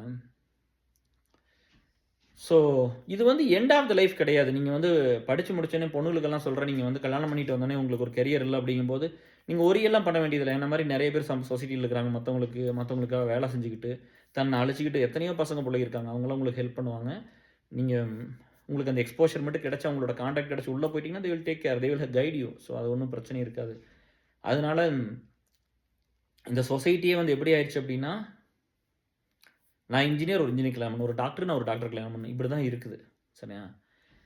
அது வந்து தப்பா ரைட்டாங்கிறத விட, இது வந்து இருக்கிறவனுக்கு ஒண்ணும் பண்ணாது. இல்லாதவன இன்னும் பாதிக்கும், இன்னும் சப்ரஸ் பண்ணும். ஒண்ணு இருக்கிறவனுக்கு அது பிரச்சனை இல்ல. இல்லாதவன் என்ன பண்ணுவான்? இல்லையா? அப்ப அவன் வந்து ஏதோ கிடைச்சத வச்சு வாழ்றங்கிற மாரி ஒரு சொசைட்டி ஒரு இது இருந்திருக்குல்ல. இங்க எங்க சமத்துவம் இருக்குது? இங்க எங்க ஈக்குவாலிட்டி இருக்கு? பணம் பணத்தை தேடி போனாலும் இங்க எங்க ஈக்குவாலிட்டி இருக்கு? இல்லையா? அப்படித்தானே இருந்திருக்கு. நம்மளுக்கு வந்து இந்த கான்ட்ரிபியூட் பண்ண காசுல ஊர்ல ஒரு பெரிய வீட்ட கட்டத் தெரியாதா? பெரிய கார வாங்கி நிறுத்த தெரியாதா? நம்மளுக்கு பந்தா பண்ணிக்க தெரியாதா? போனா ஒரு நம்மளுக்கு எல்லா ஃபேமிலியும் கூப்பிட்டு ஒரு பெரிய ஒரு இதுக்கெல்லாம் நம்ம போனா எல்லாத்தையும் சோறு போடணும்னு நெனைக்கிறோம். எல்லாத்தையும் வர சொல்றோம். எல்லாத்தையும் பார்க்கணும்னு நெனைக்கிறோம். எல்லா ட்ரஸ்ட்டும் ஒண்ணா இருக்கட்டும். நம்ம வீட்ல சாப்பிட்டு நம்ம வளர்ந்த இடத்துல கூட வந்து எல்லாம் சாப்பிட்டுன்னு நெனைக்கிறோம். அத்தன வருஷம் ரேஷன் அரிசி சாப்பிட்டுருக்கோம். இன்னைக்கு எல்லாத்துக்கும் சோறு போடுவோம். நல்லபடியா சாப்பாடு போடலாம். எல்லாம் ஒண்ணா இருக்கட்டும். அப்படிதான் நம்மலாம் நெனைச்செல்லாம் ஒவ்வொன்னும் பண்றது. ஸோ நீங்க வந்து ஒண்ண வேல்யூ பண்ணா மட்டும் தான் அது கிடைக்கும். ஃபேக்கா இருந்தா தெரிஞ்சிரும் டேஸ். உண்மையா இருந்து பாருங்க. இப்ப வந்து ஒரு சில அம் ஒரு ஃப்ரெண்ட் வந்து சொன்னாங்க. ஒரு ப்ராப்ளத்திலிருந்து வந்துட்டு என்கிட்ட பேசுனாங்க. சொன்னாங்க அவங்க வந்து, கொஞ்சம் ஒரு சின்ன சங்கடத்தில நான் கொஞ்சம் சத்தம் போட்டேன் ஒரு நாளு. அதுக்கப்புறம் நான் பேசாம தான் இருந்தேன். டெக்ஸ்ட் பண்ணும், கால் பண்ணும் எடுக்க மாட்டேன். ஒரு டெக்ஸ்ட் வந்துச்சுப்பா. எனக்கு ரொம்ப ஹேப்பியா இருந்துச்சு. அத கூட இன்னொரு லீடர் கிட்ட கூப்பிட்டு சொன்னேன். நேத்து தான் சொன்னேன். ஒரு 10 பாயிண்ட் பண்ணியிருந்தாங்கப்பா. நான் பேச மாட்டேன்ட்டேன் அதுக்கப்புறம். அப்படியெல்லாம் பேசிற மாட்டேன் டிஎஸ்.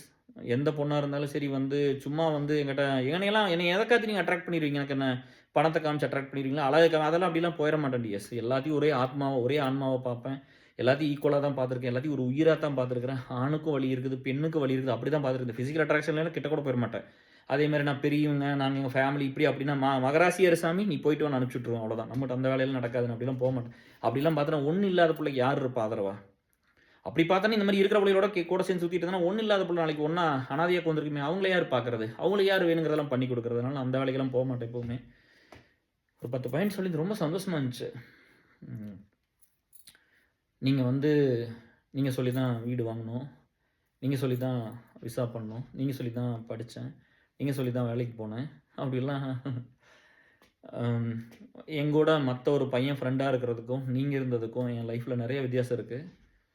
லேர்னிங், அந்த நாலேஜ், என்னை பற்றி ஒருத்தர் யோசிக்கிறாங்க, எனக்காக ஒருத்தர் ஒன்று நல்லது சொல்கிறாங்க அப்படிங்கிறதெல்லாம் நீங்கள் பேசாமல் இருக்கிற காலத்தில் எனக்கு புரியுது.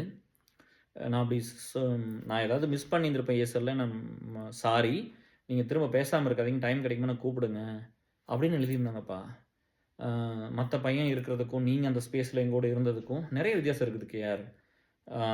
உங்களோட அறிவும் உங்களோட திங்கிங் பூராமே மற்றவங்கள பற்றி தானே இருந்துச்சு. ஸோ அதனால் எனக்கு வந்து ரொம்ப பெனிஃபிட்டாக தான் இருந்துச்சு. நான் ஒரு சில இடத்துல ஏசரில் பண்ணாமல் விட்டதுனால உங்களுக்கு கோவம் இருக்குது. பட் நான் கண்டிப்பாக குழந்தைங்க 2 சின்னதாக இருக்குது, நான் கண்டிப்பாக நான் அதை பண்ணுவேன். நான் உங்களுக்காக ரொம்ப லாயலாக தான் இருக்கிறேன். நிறைய டைம் ஸ்பெண்ட் பண்ணணும் உங்களுக்கு கோவம், பட் நான் கண்டிப்பாக பண்ணுறேன். அப்படி சொன்னங்காட்டி எனக்கு அப்படியே உச்சி குளிர்ந்து போச்சு. ஓகே, சரி நினச்சி பார்க்குறாங்களே அப்படின்னா அதுதான் இந்த உலகத்துலேயே இல்லை. நீங்கள் எந்த உதவி வேணால் பண்ணிக்க, நீங்கள் ஹெல்ப் பண்ணுங்களா திருப்பி பாருங்கள், உங்களுக்கு கெட்டது தான் பண்ணியிருப்பான். அதனால் நிறையா நல்ல ரிலேஷன்ஷிப்பை சம்பாரிச்சுக்கணும். அது ஃப்ரெண்ட்ஷிப்பாக இருக்கலாம், சிப்ளிங்ஸாக இருக்கலாம், கசின்ஸாக இருக்கலாம், ஆஃபீஸ்லேயே இருக்கலாம். ஸோ அப்படியெல்லாம் நம்ம பார்த்துக்கலாம். கம்பேரிசன் வேண்டாம். நீங்கள் லைஃப்பை ஸ்டார்ட் பண்ணும்போது இங்கே எல்லாத்துக்கும் என்னவா இருக்குதுன்னா, எப்போ கேட்டாலும் சரி நம்மளை டம்ப் பண்ணுறக்கு, இப்போ இல்லைப்பா, என்னை டம்ப் பண்ணுறக்கு ஒரு 13 வருஷத்துக்கு முன்னாடி ஒரு மேனேஜர் சொல்கிறாரு, ஃப்ரெஷர்லாம் எப்படி வேலை செய்கிறாங்க தெரியுமா, அவங்கெல்லாம் வந்து என்னை ஒன்றும் இல்லைன்னு சொல்கிறாரு. சரியா, இந்த ஜாப்பெல்லாம் இந்த ப்ராஜெக்ட்லாம் பண்ணுறதுக்கு எத்தனை பேர் இருக்காங்க தெரியுமா அப்படின்னு. நான் கேட்டேன், இந்த ரோலையும் நீங்கள் கொடுக்கல, இந்த ப்ராஜெக்டையும் நீங்கள் கொடுக்கல, கஸ்டமர் கிளைண்ட் கொடுத்துருக்காங்க, அதை வந்து டிசிஎஸில் ஒரு நல்ல மனுஷனை ப்ரொமோட் பண்ணியிருக்காங்க, நான் இதை பண்ணிகிட்ருக்கிறேன், உங்களுக்கு என்ன அவ்வளோ கஷ்டம், ஒரு ஃப்ரெஷர் தான் பண்ண முடியும்னு தாராளமாக கொடுத்து பண்ண சொல்லுங்கள், ஒரு கம்பெனி ஆரம்பிங்க, அந்த ஃப்ரெஷரை வச்சு ரன் பண்ண சொல்லுங்கள், யாரும் வேணான்னு சொல்கிறவங்களே அப்படி சொல்லிட்டு வந்துட்டேன்ப்பா. அவர் பெரிய மேனேஜர் அப்படி சொல்லிப்பட்டு வந்துட்டேன் அவங்க கீப்பில் போய். நம்மளே மட்டம் பண்ணக்கூடாதுல்ல, அது பண்ண வேண்டியதில்லை. உங்கள் இவங்களாம் நல்லா வேலை செய்கிறீங்க, இப்படி பண்ணாங்க, நீ இல்லாட்டி கூட இங்கே போகிற பூரா சின்ன சின்ன பசங்களை வச்சு நான் அதெல்லாம் பண்ணிடுவேன் அப்படின்ட்டு. அப்போ திருப்பி கேட்குறக்கு என்ன, இப்போ உங்களோட நான் எழுதி நான் உன்னோட பெட்டராக பண்ணுவேன்னு சொல்கிறக்கு என்ன எவ்வளோ நேரம் ஆயிரும். நீ என்ன பெரிய படிக்கும்போது 10 அறிவு 10 மூளையோட பிறந்தீங்களா, அதெல்லாம் ஒன்றும் கிடையாது. அதெல்லாம் சும்மா அதெல்லாம் சரிங்களா. உழைச்சி போனவங்களாம் கொஞ்சம் பேர் தான் டிஎஸ், அதை சொல்கிறதுல என்ன பயம் இருக்குது. இன்றைக்கி உழைச்சவங்க தான் பெருசாக வந்துட்டாங்களா. டெக்னிக்கு ஏமாத்துறது, திருடுத்தனம் பண்ணுறது, ஃப்ராடு பண்ணுறது, அப்படி இருக்கிறதானே மேலே வந்துட்டான் நிறைய பேர். உழைச்சி உண்மையான போனவங்க எந்த இடத்துல இருக்கான்னு சொசைட்டியில் உங்களுக்கு தெரியணும், அவங்களுக்கு தான் நீங்கள் மரியாதை கொடுக்கணும். விஜயகாந்துக்கு தான் கொடுக்கணும். நான் திரும்ப திரும்ப சொல்கிறேன், ஆக்டர் பெருசாக வந்து நிறைய கோடிக்கணக்கில் சம்பாதிக்கிறவங்க முன்னாடி போனீங்கன்னா நீங்கள் தான் கஷ்டப்படுவீங்க, நீங்கள் தான் அழிஞ்சு போயிருவீங்க, நம்மளுக்கு தான் அத்தனை பிரச்சனையும் வரும், நம்ம ஒன்றுமே எல்லாம் போயிடுவோம் கடைசியில். சரியா, ஒரு நல்ல மனுஷனுக்கு, நல்ல மனுஷங்களுக்கு தான் நீங்கள் என்றைக்குமே சப்போர்ட் பண்ணணும். இத்தனை நாள் வந்து அம்மா மட்டும் இப்படிலாம் போகாமல் இருந்தால் நான் விட்டுருந்துருப்பேன். எல்லா இடத்துலையும் குரலின்னு இருக்குனாங்க எல்லாருமே, இன்க்ளூடிங் மை ஒய்ஃப். இது வேண்டாம், இது விட்டுருங்க, இது நம்ம குடும்பத்துக்கே ஆகாது, இது நல்லதே பண்ணக்கூடாதுங்கிறதான் கான்செப்ட், வேறு ஒன்றும் இல்லை. இவங்க என்னத்த சொல்கிறாங்க, நல்லது பண்ணக்கூடாது யாருக்கும், நம்ம உண்டு நம்ம வேலை உண்டு இருக்கலாம். ஏன்னா நீ பண்ணி நம்ம கெட்டதை பண்ணுவான். இவங்க எல்லாமே கேடுகட்ட மக்கள்ங்கிறதான் எல்லாத்துக்கும் வருது, வெளியே யாரும் சொல்கிறதில்ல, அப்படி தான் எல்லோரும் நினைக்கிறாங்க. இல்லை, அவங்களுக்கு அது புரியல, அவங்க கஷ்டப்படுறாங்க, நான் கூட இருப்பேன், நான் ஒரு நட்பை சம்பாரிச்சு வச்சுருக்கிறேன், ஒரு ஆர்மி ஆஃப் ஃப்ரெண்ட்ஸ் வச்சுருக்கேன், இதை கொண்டு போய் அங்கே நான் ஹெல்ப் பண்ணுறேன், நான் பார்த்துக்கிறேன்னு போராடி ஒரு நல்லது பண்ண வேண்டியதாக இருக்குது. திருட்டுத்தனமாக நல்லது பண்ண வேண்டியதாக இருக்குது, பணத்தை திருட்டுத்தனமாக கொடுக்க வேண்டியதாக இருக்குது. பார்த்துக்குங்க.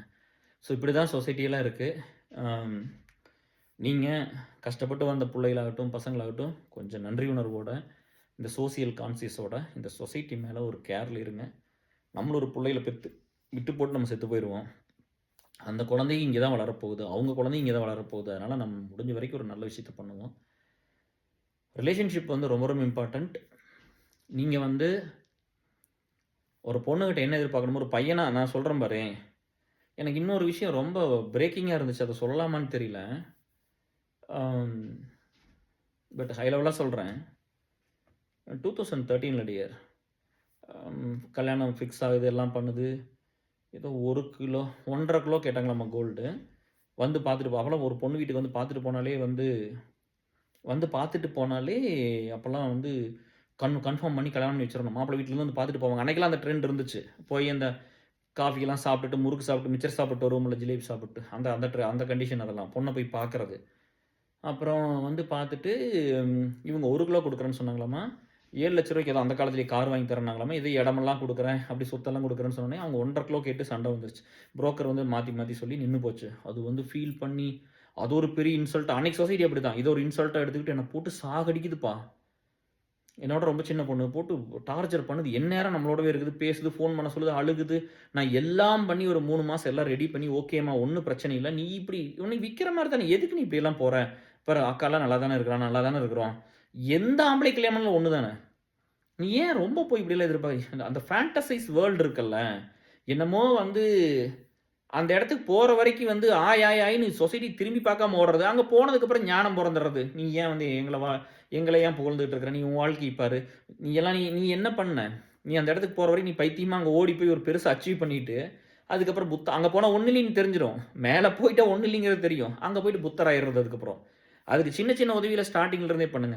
அந்த பொண்ண எல்லாம் சொல்லி ரெடி பண்ணி, அன்னைக்கு அதுக்கு பேரு டிப்ரஷன்னு தெரியல. அது எதனால அது அது வந்து அந்த சொசைட்டி இன்சல்ட்டுக்கு ஃபீல் பண்ணி அதெல்லாம் பண்ணிட்டு இருந்தது. அப்புறம் கடைசியில வந்து சொல்லுச்சு, ஒரு 3 மாசம் அங்க இருந்துச்சு. அது கொஞ்சம் எல்லாம் டைம் எல்லாம் ஸ்பெண்ட் பண்ணி எல்லாம் ரெடி பண்ணி, ஓகே நம்ம வேற மாப்பிள்ளை பார்க்கலாம் கவலைப்படாதம்மா அப்படின்னு பார்த்து எல்லாம் பண்ணிட்டு இருந்தோம். அப்ப சொல்லுச்சு, இல்ல புரோக்கர் தான் மிஸ் பண்ணிட்டாரு. இப்ப மறுபடியும் பேசி ஃபிக்ஸ் பண்ணிட்டாங்க. 1,4 கிலோ குடுக்குறேன்னு ஒத்துக்கிட்டோம். இப்ப கல்யாணம் நடக்க போகுது அப்படின்னாங்க.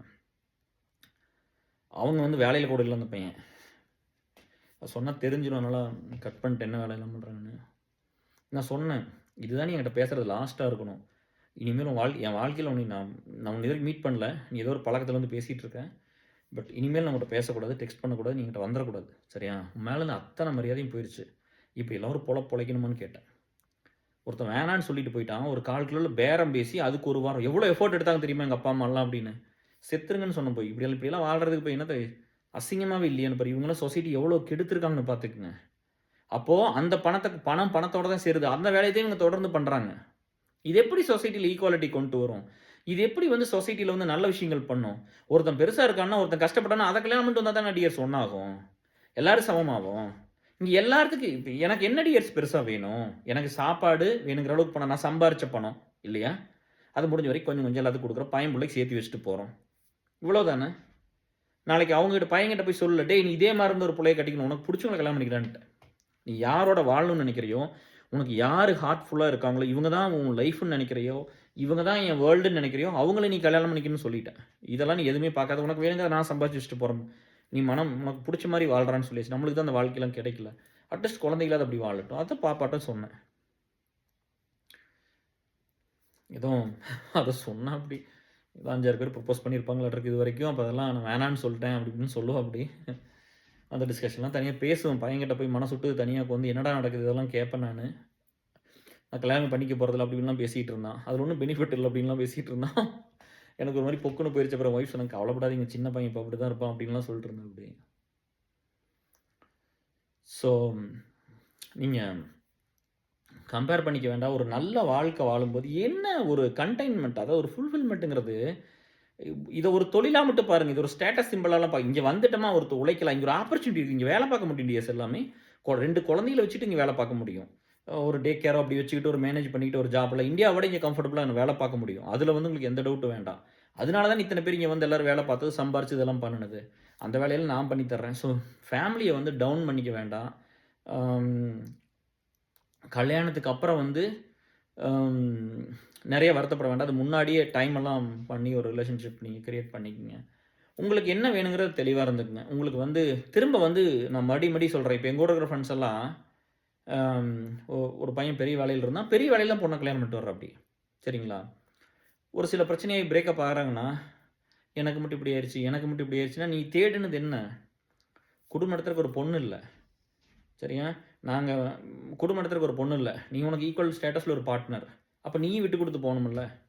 ஸோ நெறைய இருக்குல்ல. இப்ப நம்மளே நெறைய விட்டு குடுத்து போறோம். அப்ப அவங்க விட்டு குடுத்து போகாதனால அந்த ஈகோ அந்த மாரிலாம் ஹர்ட் ஆகுது.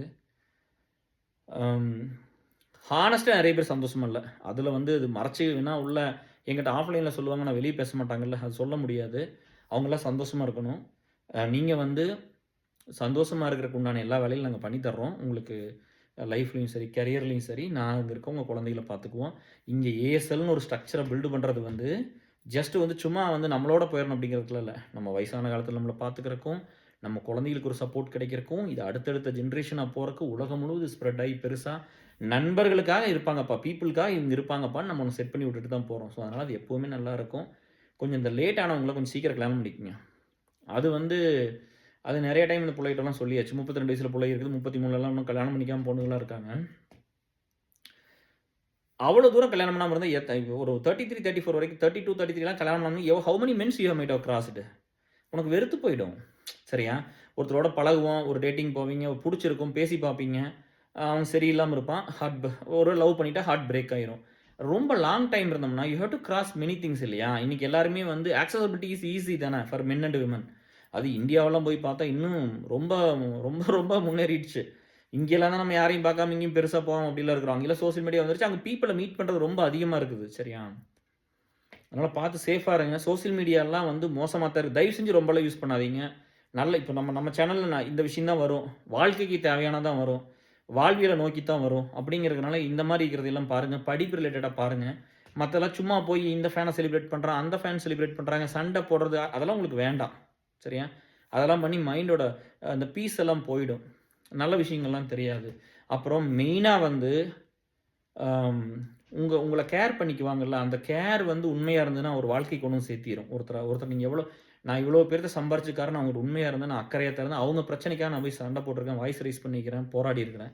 அப்ப எல்லாருமே ஒண்ணா இருப்பாங்க. அந்த மாரி நீங்க ரிலேஷன்ஷிப்லயும் அப்படிதான் இருக்கணும். மெயினா வந்து முடிஞ்ச வரைக்கும் ஹர்ட் பண்ணாம, அந்த அது நெறைய ஃபேமிலில நம்ம சொல்ல முடிய மாட்டேங்குது. அத பேசும்போது. அதனால அந்த டாபிக் நான் எடுக்கல முதல்ல இருந்து. நெறைய சொல்ல முடியாதுல்ல. பட் பாட்டம் லைன் வந்து என்னன்னா,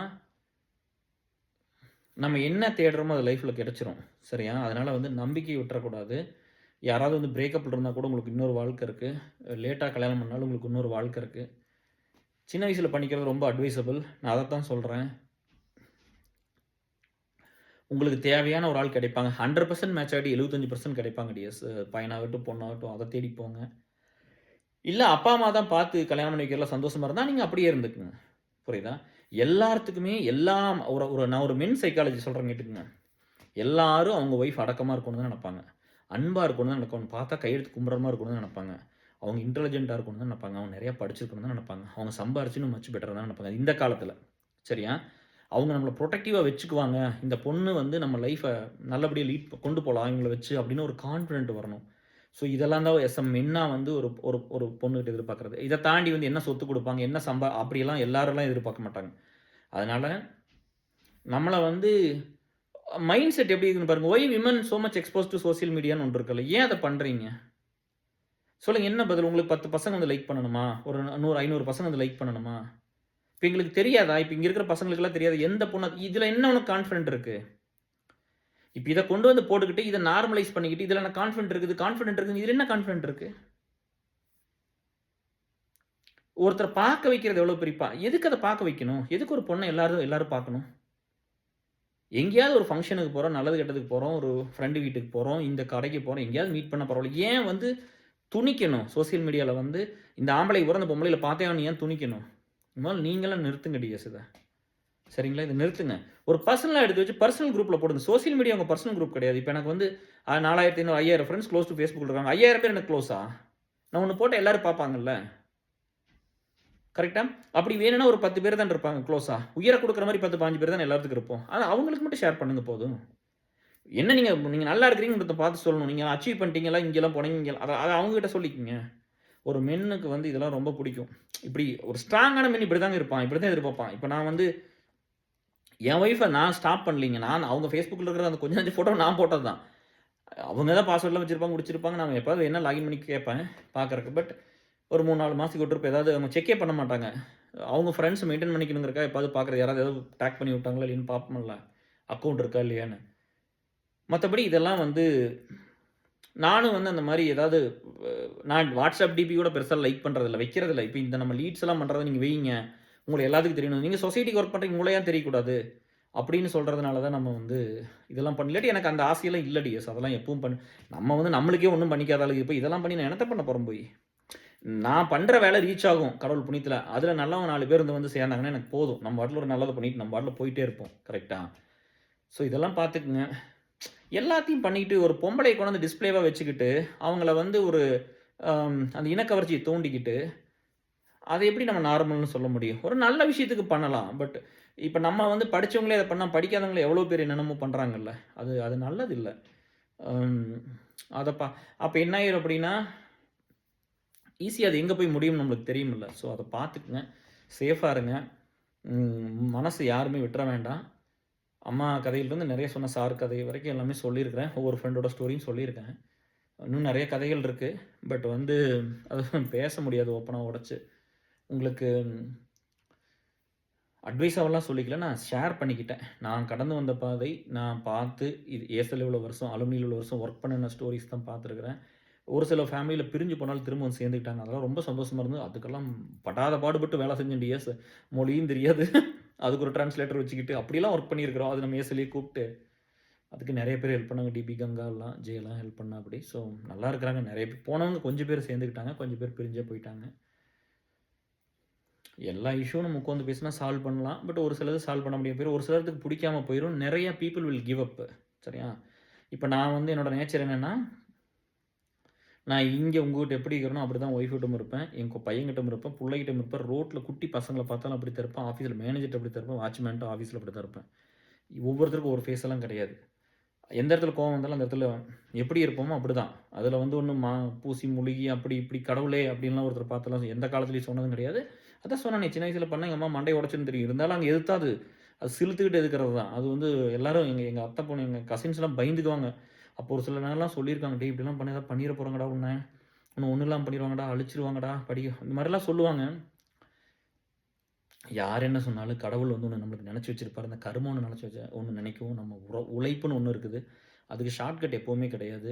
இந்த உலகத்துல எல்லாமே உங்களுக்கு கிடைக்கும் டிஎஸ். நான் அதுதான் சொல்றேன். நீங்க உழைச்சீங்கன்னா உங்களுக்கு எல்லாமே கிடைக்கும். நீங்க தேடி போனீங்கன்னா, ஹானஸ்ட் எஃபோர்ட் போடுங்க. 2வது வந்து இந்த பொண்ணுங்களுக்கெல்லாம் நெறைய பேர் கார்லாம் இங்க குடுக்குறதில்ல அப்டின்லாம் சொன்னாங்க. ஓட்டுறதுக்குலாம் வந்து உங்க வீட்ல இருக்கும்போது அப்டின்லாம். என் ஒய்ஃப்லாம் வந்து வீட்ல தான் இருந்தாங்க. கொஞ்சம் வருஷம். வேலைக்கெல்லாம் நான் அனுப்பல. அவங்களா கேட்டு சண்ட போட்டு போராடி ஒரு போராட்டம் பண்ணி தான் வேலைக்கு போ முடிஞ்சது யுஎஸ்ல. நான்லாம் வந்து 2010லயே வந்து 10,500 ரோட்டு கார் வாங்குனேன். அன்னைக்கெல்லாம் எத்தன மாசம் சம்பளம் அது தெரியுங்களா? அத சேர்த்து வைக்கிறதுக்கு எவ்வளோ நாள் ஆகுதுன்னு தெரியுங்களா? அந்த கார வாங்கி குடுத்து போட்டு நான் 2 வருஷம் சுந்தர் கார்ல தான் போனேன். நாங்க பார்க்கிங் இது நாங்க ஷேர் பண்ணிக்குவோம். சுந்தர் கார்லயே போயிட்டு வந்துட்டேன். ஏதோ என் ஒய்ஃப் ஓட்டுன்னு நிறுத்திட்டு போயிட்டேன். அத எடுத்து அப்படியே குரம்பரல ஓட்டிக்கிட்டு அப்படியே வந்து அபார்ட்மெண்ட் பூரா சுத்திக்கிட்டு பையன கொண்டு பிரைவேட் அந்த குட்டி கிளாஸ் ஒண்ணு போட்டிருந்தாங்க. கொண்டு விடுறது, கூட்டிட்டு வரது. இதெல்லாம் நம்ம பண்ணினா யாரு பண்ணுவா? இல்லையா? ஒரு டைம் நான் சொல்லிக் குடுத்து பார்த்தா சண்ட வந்தது டிரைவிங். அதுக்கப்புறம் டிரைவிங் கிளாஸ்ல சேர்த்து விட்டேன். அப்புறம் கத்துக்கிட்டாங்க. அவங்களும் இந்த ஒரு 14 இயர்ஸ், 13 இயர்ஸ், 13 1/2 இயர்ஸ் அவங்களும் டிரைவ் பண்றாங்க. ஸோ நம்ம தான்ப்பா பார்த்துக்கணும். அவங்களுக்கெல்லாம் நம்ம தான் பார்த்து, பார்த்து பண்ணி வைக்கணும். அதே மாரி வந்து லாஸ்ட் டைம் இந்த சொத்து எழுதுறத பத்தி சொல்லியிருந்தேன். அதுக்கு கொஞ்சம் பேர் பேசுனீங்க. பட் கமெண்ட்ஸ் எல்லாம் வந்திருக்குது. ரொம்ப தேங்க்ஸ். அது அவங்கள ஒண்ணும் இல்லாம பண்ணிறக்கூடாதுல்ல. அவங்களுக்குன்னு கொஞ்சம் வேணும். நீங்க ஃபுல்லா கொடுக்காட்டி கூட கொஞ்சமாவது நீங்க பண்ணி வைங்க அப்படிங்கிறது தான் என்னோட தாழ்மையான வேண்டுகோள். இத்தன வருஷம் நான் பீப்பிள் லைஃப்ல ஒர்க் பண்ணிக்கிறேன். நான் சொன்னா நீங்க மதிப்பீங்கன்னு நம்புறேன். வேல்யூ பண்ணுவீங்கன்னு அதனால இத சொல்றேன். அத பண்ணுங்க. நம்ம கேர் பண்ணிக்காட்டி அவங்கள யார் கேர் பண்ணிக்குவா?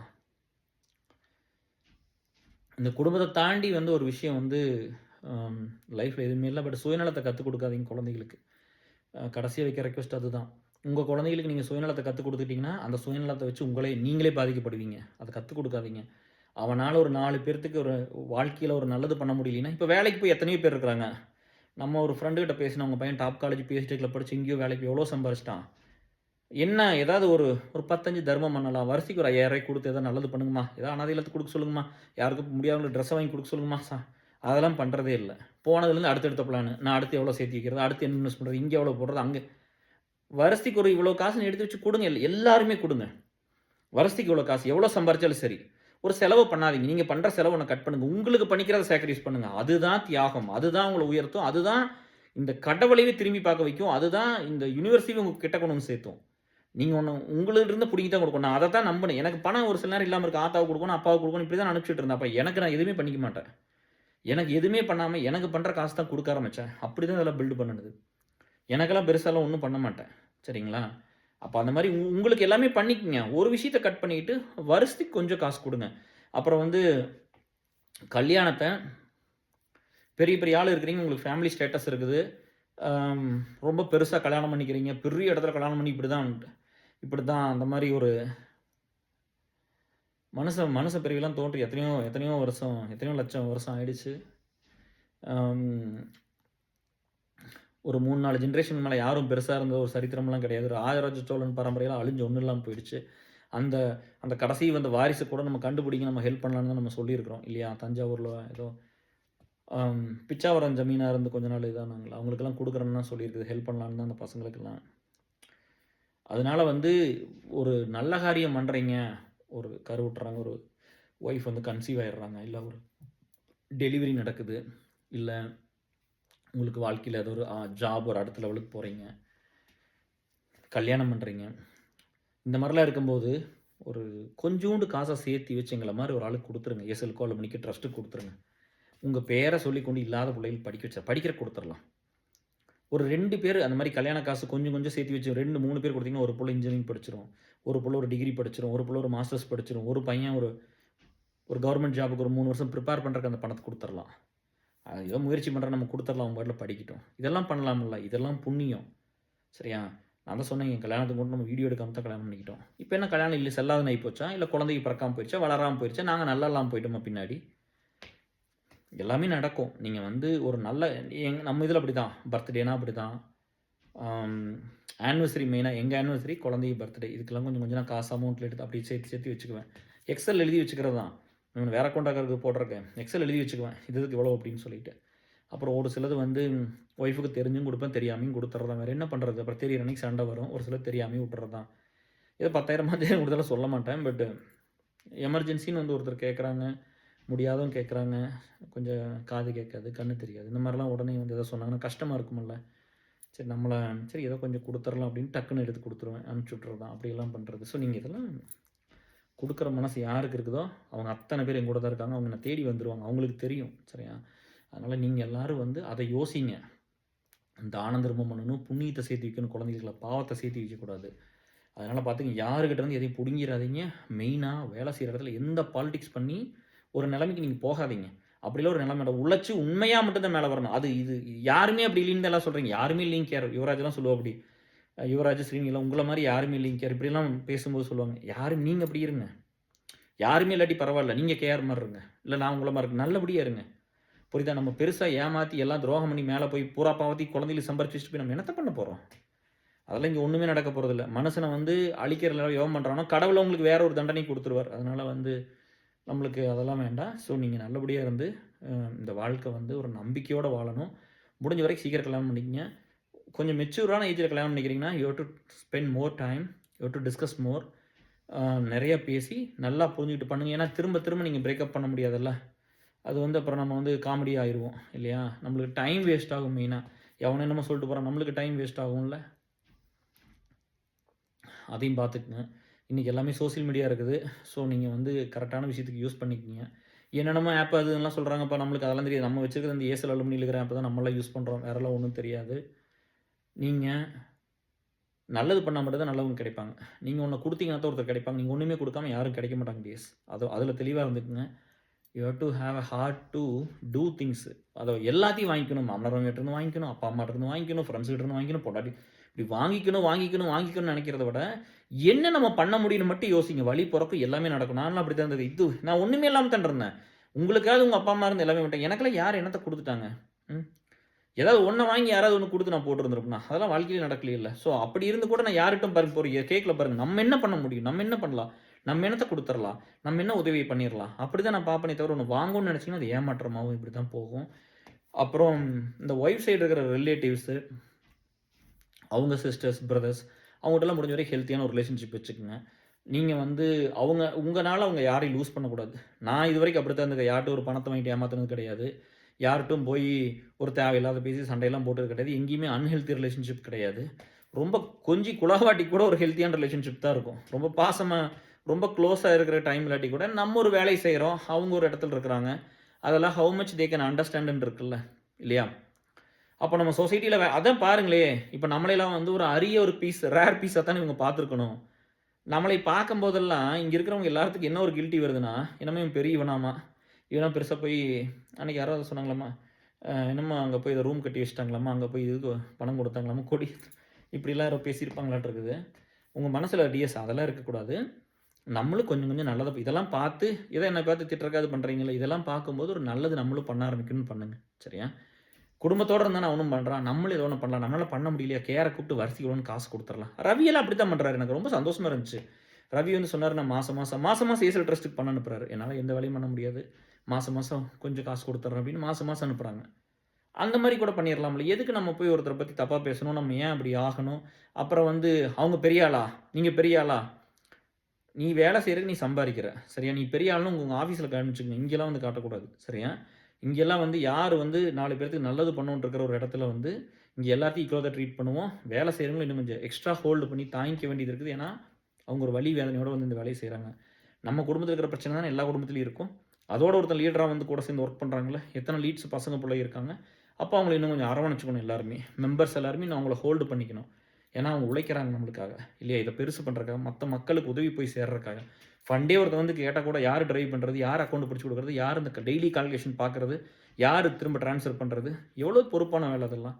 ஸோ, அதனால அத பார்த்துக்கங்க. இங்க யாரையும் செய்யாதவங்களையும் நான் குறைவா சொல்லல. கொஞ்சம் கொஞ்சம் பண்ணுங்க சாமின்னு தான் சொல்றோம். இத கொஞ்சம் பார்த்துக்கிட்டு உங்களால பெருசா பண்ண முடியலையா? வருஷத்துக்கு ஒரு 2000, 3000 குடு. 5000 யாராலயும் குடுக்க முடியாதா? ரூ. 1000 குடுங்க. ரூ. 1000 குடுக்க முடியல, ரூ. 500 குடுங்க. அட ஒண்ணுமே முடியல, ரூ. 100 குடுங்க. பண்ணணும்னு எண்ணம் இருந்தா போதும். பணம் தான் குடுக்கணும். அதுதான் புண்ணியம். இல்லாட்டி வேலை செஞ்சு குடுங்க. என்னால ஒண்ணுமே பண்ண முடியாது. பணமே குடுக்க முடியலன்னா வந்து ஒரு எஃபோர்ட்ட போட்டு மாசத்துக்கு 1 மணி நேரம், 2 மணி நேரம் வேலை செஞ்சு குடுங்க. நம்மளுக்கு அவ்ளோ வேலை இருக்குது இந்த சொசைட்டிக்கு பண்ண வேண்டிய வேலை. நீங்க வாங்க எல்லாம் ஒண்ணா சேர்ந்து பண்ணலாம். எல்லாத்தையும் வந்து அரசியல்வாதிகளே ப்ளேம் பண்ண முடியாது டிஎஸ். அவங்கனால எல்லாம் பண்ணிற முடியாது. நம்ம என்ன முடியுமோ நம்ம அத பண்ணலாம். சரியா? இந்த ரிலேஷன்ஷிப் ரொம்ப நல்லாருக்கும். நீங்க அவங்கள கேர் பண்ணா மட்டும் தான், நீங்க விட்டு குடுத்தா மட்டும் தான், அவங்க நல்லா இருக்கும்னு நீங்க நெனச்சா மட்டும் தான், நான் ஆசைப்பட்டு வாங்குன கார நிறுத்தி போட்டு போனேன்ல. சரியா? அதெல்லாம் உங்ககிட்ட சொன்ன ஒய்ஃப்லாம் போய் சொன்னதில்ல. அதெல்லாம் தான் நம்மள இங்க கொண்டு வந்து சேர்த்துச்சு. சரியா? நீங்க ஒண்ணு என்னெல்லாம் உண்மையா பண்றீங்களோ, அதெல்லாமே ஒரு காலத்துல திரும்ப வந்துரும். இப்போ யோசிச்சு பாருங்களேன், இப்ப நாட்டுக்காக எவ்வளோ பேர் நல்லதெல்லாம் பண்ணியிருக்காங்க. நம்மளுக்கு தெரியாம போச்சு. நம்ம வரலாற வேற மாரி படிச்சிருக்கலாம். வேற மாரி சொல்லிக் குடுத்துருக்கலாம். பட் இன்னைக்கு ஒரு ஸ்டேஜ்ல எல்லாமே தெரிய ஆரம்பிக்குதுல்ல. அந்த மாரி நீங்க பண்ற நல்ல விஷயம் உங்க குடும்பத்துல எல்லாத்துக்கும் போகும். ரொம்ப நல்லா ஆரோக்கியமா இருக்கும். 2 குழந்தை பெத்துக்கன்னு சொன்னதுக்கெல்லாம் ஒரு கான்செப்ட் இருந்துச்சு. அத கூட நெறைய பேர் வந்து அந்த காலத்துல இன்னைக்கெல்லாம் இல்ல. அப்பல்லாம் வந்து ஒரு குழந்தை இருந்தா நம்ம நல்லா நம்மலாம் கஷ்டப்பட்ட ஃபேமிலி இல்ல. ரொம்ப கஷ்டப்பட்ட பையன்ல.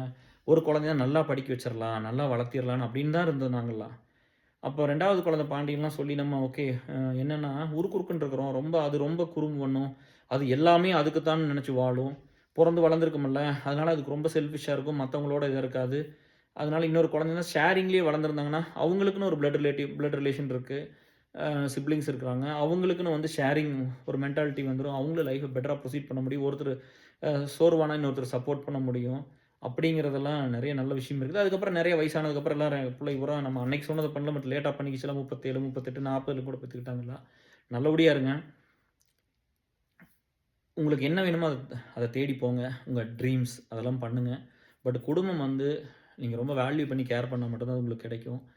யாரையும் நம்ம சொல்லிட்டு போறாங்க டியர்ஸ். நீங்க உண்மையா இருங்க. நெறைய பீப்பிள் வருவாங்க. உங்க வாழ்க்கையில வந்து உங்கள ஹோல்டு பண்ணிக்கிறதுக்கு, உங்கள கேர் பண்ணிக்கிறதுக்கு, அன்பு செலுத்துறதுக்கு நெறைய பேர் வருவாங்க. சரியா? நீங்க மனசு விட வேண்டாம். நல்ல மக்கள் நெறைய பேர் இருக்காங்க. எல்லா ஸ்டேஜ்லயும் you will meet good people. சரிங்களா? நீங்க குட்டா மட்டும் இருங்க. உங்களுக்கு யார் ஃபிட் ஆவாங்களோ அவங்க வந்துருவாங்க. சரியா? இங்க மைண்ட் கேம் பண்ண வேண்டாம். இத பண்ண இப்படி ஏமாத்தி, இப்படி பிளான் பண்ணி எல்லாம் எதுவும் பண்ண வேண்டாம் டியர்ஸ். சரிங்களா? ஸோ ஹோப் இந்த வீடியோ உங்களுக்கெல்லாம் யூஸ்ஃபுல்லா இருக்கும்னு நம்புறேன். ஏன்னா ஒரு இன்னைக்கு மாட்டுப் பொங்கல். அந்த ஒரு வீடியோ பண்ணியிருந்தோம். பொங்கல் ஈவென்ட்ல ஒரு வீடியோ பண்ண நெனச்சு இப்போ 2 ஆயிடுச்சு. ஓகே. அதெல்லாம் மிஸ் பண்றேன். சின்ன வயசுல மாடெல்லாம் கழுவி விட்டு, காலையில நேரமே போயி கழுவி விட்டு, கொம்புக்கெல்லாம் பெயிண்ட் அடிச்சு, பொங்கல் வச்சு, அந்த நாய் இவ்வளோ வந்து சங்கராந்தின்னு சொல்லுவோம். அதுக்கெல்லாம் வந்து எங்க அப்பா பிரஷ்ல பெயிண்ட் அடிச்சு இப்படி இழுத்து விட்டுருவாரு தலையிலேருந்து வால் வரைக்கும். அது ஓடும். ஸோ அதெல்லாம் அதுக்கெல்லாம் வந்து வீட்ல தோட்டத்துல இருந்த நாய்க்கெல்லாம் இலை வச்சு சாப்பாடு வைப்போம். புல்லாரெல்லாம் புடிச்சு, தோட்டத்தில மாட்டுப் பொங்கல் அப்படிதான் போய் வீட்டுக்கு முன்னாடி அந்த சாமியெல்லாம் வச்சு, அ அப்புறம் சாணியில புள்ளையார் புடிச்சு, அதில வந்து அருகம்புல் நட்டு, பொட்டெல்லாம் வச்சு இப்படிலாம் பயங்கரமா இருக்கும். சூப்பரா இருக்கும் சாமி கும்பிட்டு. அப்புறம் இது முடிஞ்சோன மாலை கோயில் கிளம்புவோம். அதெல்லாம் எவ்வளோ பெரிய சந்தோஷம். வண்டி ரேஸு. போயிட்டு வரும்போது வண்டி ரேஸ் இருக்கும். அதெல்லாம் வந்து உடுமல்பேட்டை பக்கத்தில குடிமங்கலம் தாண்டி போவோம். மாலை கோயில் போவோம் நம்ம ஊர்லருந்து. இதெல்லாம் நெறைய மிஸ் பண்றேன். தீர்த்தத்துக்கு போயிட்டு வருவாங்க. போய் தீர்த்தமிட்டு வந்து சாமி கும்பிடுறது. இதெல்லாம் நெறைய மிஸ் பண்றோம். என்ன பண்றது? நெறைய பேர் நல்லா இருக்கணும்னா, நம்ம அந்த வழி எடுத்துக்கிட்டு வெளிய வந்துரணும். நம்மளுக்கு அந்த இதெல்லாம் கேட்டா பாருங்க இப்ப அந்த சந்தோஷம்லாம் இல்லாம போயிருச்சு பாருங்க. அப்படிதான் இங்க இருந்திருக்கு. ஸோ நல்லபடியா இருங்க. ஸோ நீங்கலாம் ரொம்ப ஹேப்பியா இருக்கணும் இல்லையா? ஹேப்பியா இருங்க. கான்ஃபிடென்ட்டா இருங்க. லைஃப்ல உடைஞ்சு போயிற வேண்டாம். நாங்கலாம் இருக்கிறோம். எவ்வளோ உடைஞ்சு போனாலும் நம்ம ஹெல்ப் பண்ணலாம், சப்போர்ட் பண்ணலாம். தயவு செஞ்சு இந்த உலகத்தில ஒண்ணு இல்லாதது வந்து யாருமே நல்லவங்களா இருக்கிறதில்ல. குட்னஸ் இருக்கிறதில்ல. உதவி பண்றது இருக்கிறதில்ல. உதவி பண்ணா நன்றியோட இருக்கிறதில்ல. அதையெல்லாம் கொஞ்சம் பண்ணலாம். கெட்டது யாருக்குமே பண்ணிற வேண்டாம். சரியா? நம்மள மாரி ஒரு மனுஷனுக்கு அது வலிக்கும். உங்களுக்கு முடியாத ஒரு கெட்டத பண்ணிட்டா கூட அத விட்டுருங்க. சரியா? அது ஃபோன் பண்ணி திட்டுறது, எனக்கு நீ திட்டுறத பத்தி பிரச்சனை இல்ல. ஆனா கெட்டது பண்ணாத. எனக்கு மேனேஜர்ஸே யார பிடிக்கும்னா, தப்பு பண்ணா கூப்பிட்டு திட்டிருவாங்க. எனக்கு பிரச்சனை இல்ல.